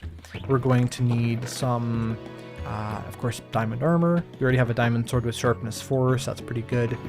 Really important thing actually is a bow, and sort of the items that make up a bow. So that's a really important thing to do. So let's take a look around for sort of bow type items, and we can see if we have that. Also, how many arrows do we have? So it looks like we have a crossbow, we have a normal bow. Something like a power 4 bow is incredibly overpowered. Obviously it's called power 4, so it should be overpowered, but what we'll do is we'll take a look at the table, what that bow would give us in the enchanting table. If it is power 4, we could make a better bow maybe. It is power 3, so that's obviously not amazing. I have noticed certain enchantments, like for instance sharpness and power, tend to be at level 3, more than they would be than, you know, let's say efficiency. Efficiency is always efficiency 4 if it's an enchantment table at level 30.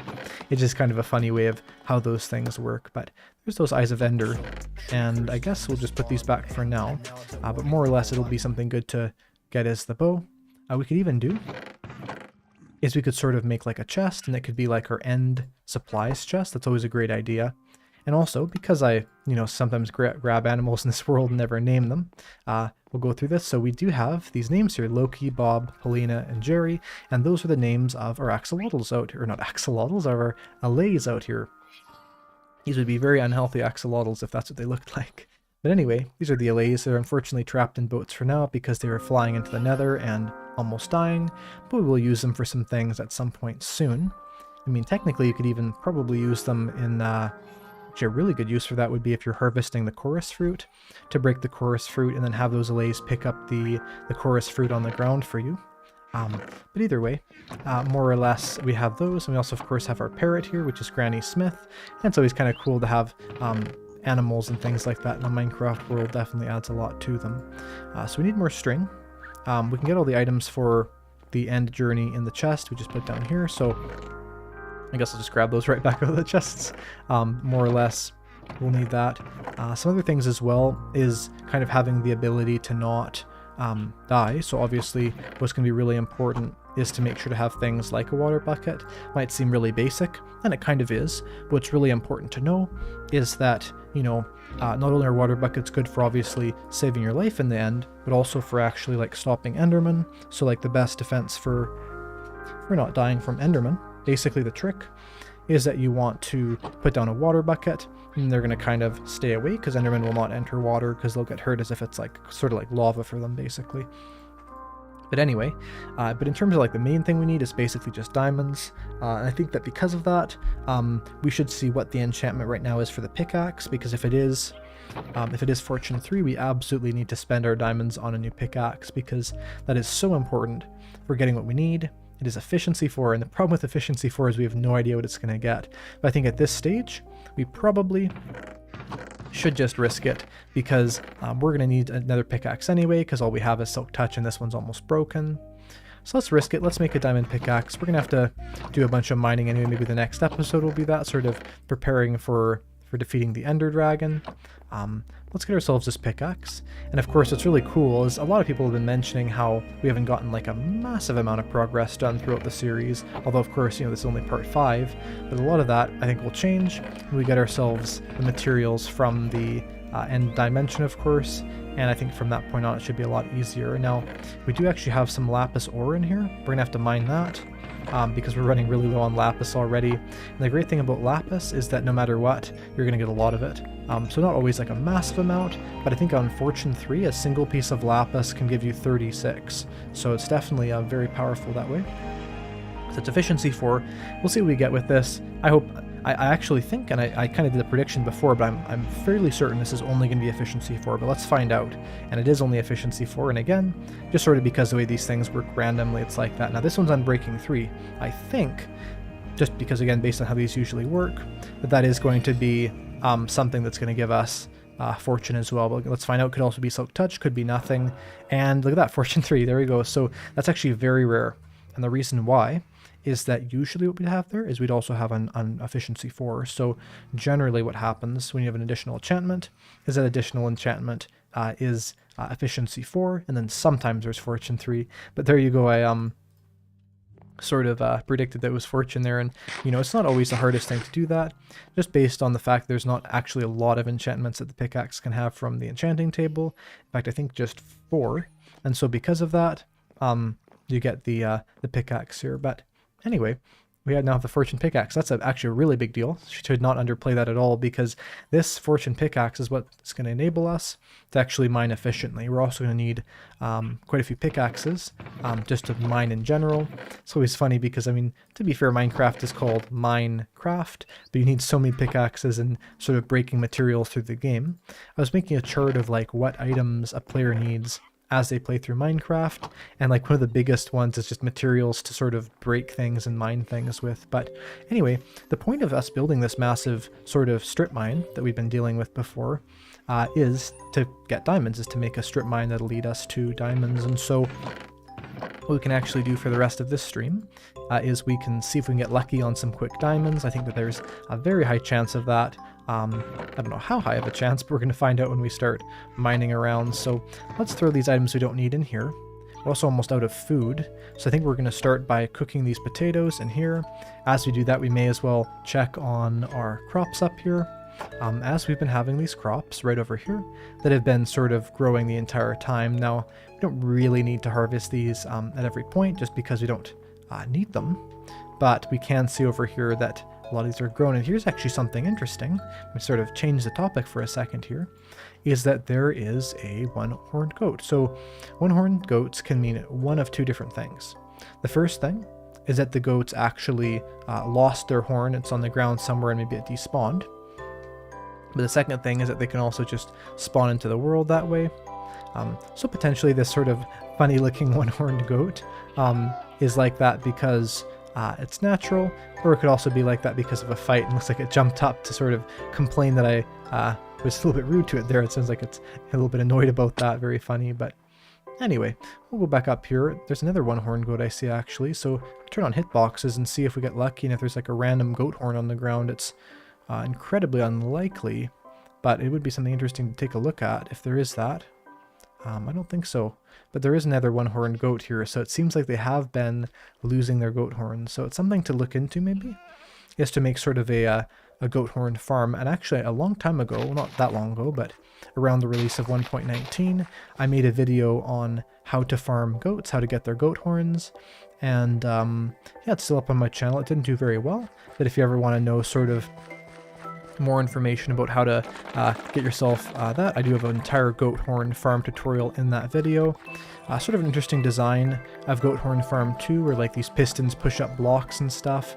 And so if you're interested in that and sort of getting goats, definitely you could check out that video. And I may even build that exact farm design on this world, just so then of course we'll have the sort of ability to have those goat horns, because they're quite a fun item, especially fun in multiplayer actually, because the sound of the goat horn reaches a massive amount of blocks. So that goat horn sound I believe can be heard about 200 blocks away, maybe even a couple more. And so because of that, it's really just a cool item, especially for multiplayer. But let's put these sort of farmed crops away. We now have actually a decent amount of the bamboo. We also don't need the Eyes of Ender, but I'm not sure really where those will go. Maybe with the sort of special materials, I guess, makes sense. And we'll put the rest of that iron away. Can't think of too much else we'll need. I guess, actually, I can think of a big thing we need we don't have is torches. So let's make 24 coal worth of torches. And a good thing about torches and where we are is that, something I've heard people complain about a lot, and for good reason, is that it's often very difficult to find coal in Minecraft 1.18 and onwards. But because we're in this massive sort of stony mountains, there is a massive amount of coal here because it's all sort of exposed. And so because that's not too much of an issue, but 15 baked potatoes should be fine. That's actually not a lot of torches, so maybe we'll craft up to 16 here. And speaking of 1.18, I would say 1.8, but 1.18. We actually have one of the amazing 1.8 song, or I said 1.8 again, one of the interesting 1.18 songs playing. And it's sort of cool how much, 1.17, 1.18 really changed the game for the better. But anyway, I think we have everything we need. So I'm going to go down here. Actually, someone said that they think this place is really beautiful. Should I try shaders on it? I actually think I can enable those for a second here, because I have I have sodium on. I think I can do Silder's Vibrant, or I think so. Let's take a look. Or disabled, enabled. There we go. Let's take a look, see if we can do that. Look, there we go. There's shaders. So I won't do them in the strip mine because, you know, it's kind of impossible to see what's going on. But yeah, if people want to see this beautiful mountain area with shaders, then let's do it. So that might take a while to render in, but there we go. It's very bright. This is definitely not my favorite shader pack. I think there's some better ones out there, but I haven't done too much work with shaders. These are just some random ones I had from a very long time ago, but yeah, we can sort of see the entire area here. It definitely makes those trees look just a little bit too bright. So I think it's because of the shadow distance thing, actually. So if I change this to maybe high, and then I go to the, oh, I see, it's like a fog thing it does. Oh, okay, that's interesting. Yeah, I think if I change this to shadow distance to here, this is really laggy, so I might get like very small frames here, but we'll go through it. Basically, yeah, this should be probably the best look we could get, because you can sort of see in the background there the shadows sort of slowly rendering in for there. But yeah, this is this area with shaders. We can sort of see the sun there. I know there's a really cool shader pack called complementary shaders that people have been talking about quite a bit, and I might have to look into using that for this. But yeah, for anyone wondering, here's sort of the this beautiful, there's like a really nice view there. You can sort of see like our area of this, very nice, and even that, like that sort of the shadow there of that mountain ravine, very beautiful looking. But anyway, there is your wish granted. There is the shaders, but you'll see why I don't usually use shaders, and that's the fact that not only is it very dark in most areas, like here, but also when we go underground, you'll quickly see, that actually looks really cool. Wow, when we're going down like that with all the torches. But you'll see here in a second why we don't, which is, of course, down underground. That looks very cool, to be fair, but it's also very low visibility. Like, that actually looks like really spooky, like perfect for Halloween, really, like all these lights, like actual sort of torches. So that is really cool, to be fair, but still, it's not the best, obviously, because in terms of visibility, we just don't have that as much. But still, quite a cool shader pack. I believe this goes down a little bit lower to actual strip mining level. It's funny, like right here, it doesn't even look like the shaders are on. Like, we can't really tell that they're on right now. But then, of course, when we look around, we can sort of see that more. So we'll turn that off, but it is kind of cool to have those on. If people really like the shaders, I can probably have them on more often. I don't know, I just oftentimes want to make sure there's enough frame rates and stuff for things like that. We're actually going to use the iron pickaxe for now, just to use it up, and of course go through here. Then I'm going to go through and sort of try and find diamonds. Someone says, please keep the shaders. What I'll look into is I'll look into some different shader packs there are, ones that sort of you don't have that lost visibility indoors. What I want to look into a lot is complementary shaders, and yeah, once I've done some of that, then I will potentially look into having those on for more things. I know for the tutorials themselves, they shouldn't have the shaders, just because a tutorial is sort of meant to be all based on like learning things, so if things are a little bit hard to see, it's not the best. But yeah, if people wanted, I could have the shaders on for more of the streams for sure. We even have very appropriately Sweden playing in the background, which is of course one of the best Minecraft songs there is, so we'll go through here. And let me just actually change that shadow distance thing down so we can have a bit better of a frame rate here.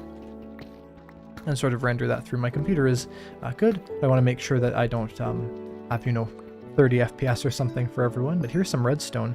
The great news is that because we have that sort of Fortune 3 pickaxe, ideally we should be able to get like enough diamonds for all of our armor out of like maybe 2 good clusters of diamonds, and with diamonds having such a chance for generating in such large amounts in Minecraft, it's actually not sort of impossible to think that we might find a diamond ore with like sort of 12 pieces of it, you know, sort of 12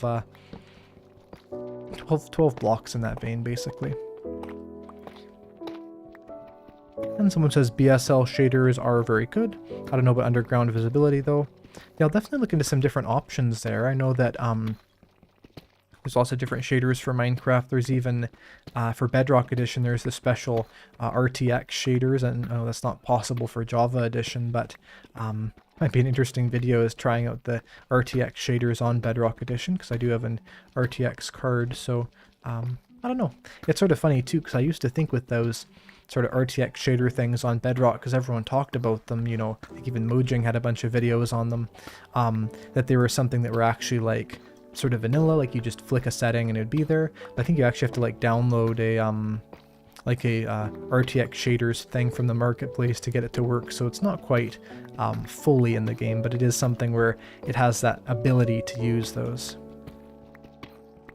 Someone says, do I intend to cheese the Wither by the end gate or fight it fair and square? Probably fairly for the first time. I think that, obviously if you're getting like, 5 mega beacons or something, you need like 30 Withers to die. It's just kind of a bit silly to fight them all the full way, but yeah, for the first one, my personal favorite method is the sort of underground method, but even that one's definitely a lot easier than it should be, really. So I'm not sure which one I'll do, but probably underground. But if I feel really risky, maybe we'll go to like a mountaintop or something interesting and fight it from there. But here's some gold, which is great. I mean, again, it sort of seems like we don't really, like we have a lot of items at this point, but we actually have very few.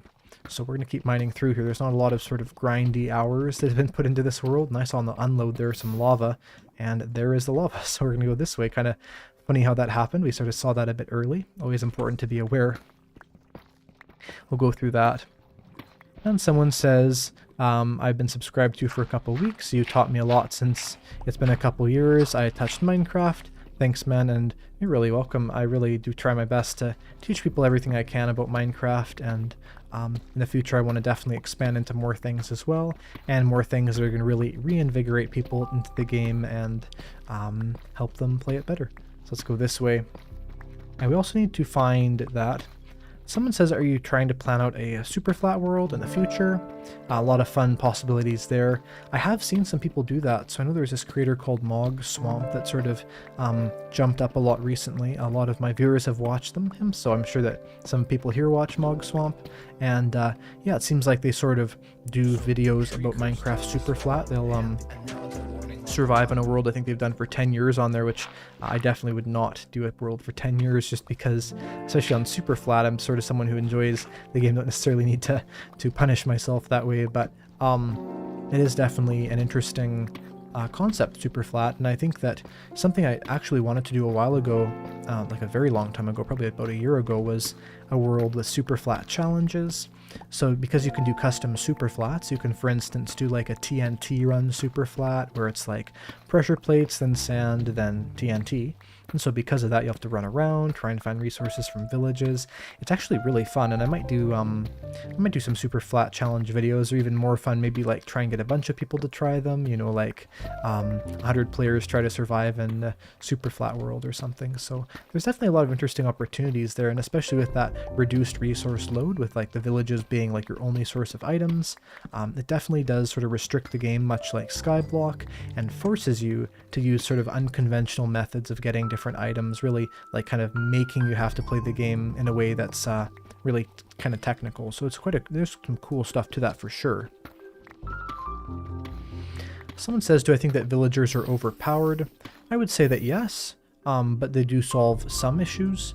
So like I would say overall, like I do think that there's some certain villager trades that just take more from the game than they add. So like this is a very controversial opinion, but I don't really think that diamond tools or armor should be able to be obtained from villagers. I understand why, and I don't really think I would remove it even if I was in charge of Mojang.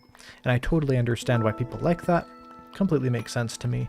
But in my own opinion, to me what that's single-handedly has done is it's mean that every single late game player never mines. I mean, as it is, mending basically did that.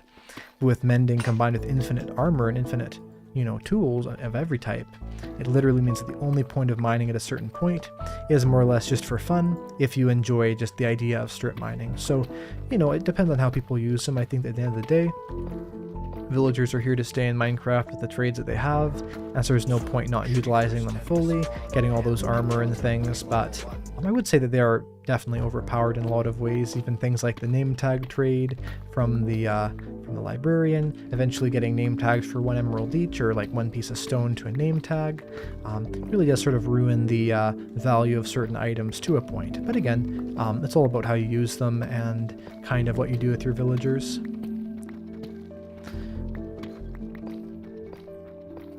Let's see here. We're going to see if we run into any more lava again.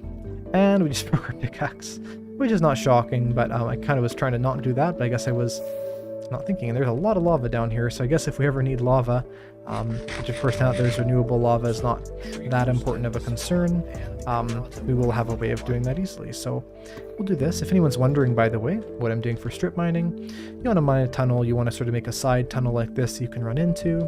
Then I'll mark out a spot 2 blocks apart, but I'll actually start by going 5 blocks apart, because then there is a slightly higher chance for getting diamonds, although we have not found any yet.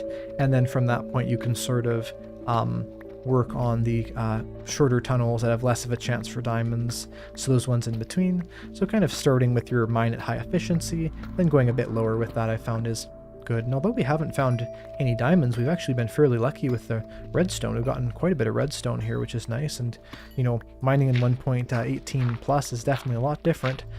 So different that it's like the biggest videos I've made more or less are about mining, of course, in this update. But I think that you know, it's really important to sort of make the effective system of mines to get it, the most out of it, because a lot of players don't really like how difficult it is and sort of how few things you find. I feel like the ultimate strip mine experience was 1.17, because you had every single type of ore, deep slate and stone varieties, all at the exact same Y level, and they were all there at the most plentiful amount. So I remember strip mining in 1.17, there was just so many things you'd find. So if you're someone who just absolutely loves strip mining, something you could actually do when you create a new survival world is create it in 1.17, generate, you know, a decent amount of terrain, maybe explore around 500 blocks from spawn, then upgrade it to 1.19 and let all the new terrain come in. But for that small amount of the world that you explored already, you can still strip mine at level 12, level 11, and get yourself that really nice source of the materials in a very quick method. So definitely something I would suggest if you kind of do not like the new mining system, is to purposely give yourself an area that's of the old system. Someone says, I've been really enjoying strip mining the nether because of how fast the blocks break. It is definitely very fun, yeah, to do the thing where you're sort of running through the nether and having the blocks break in front of you. I definitely think that strip mining in the nether is actually one of the best things to do in terms of mining in the game, of course for getting netherite. And so it's one of the main suggestions I have in my old, or actually very old netherite mining guide about a year ago. Actually, I made that.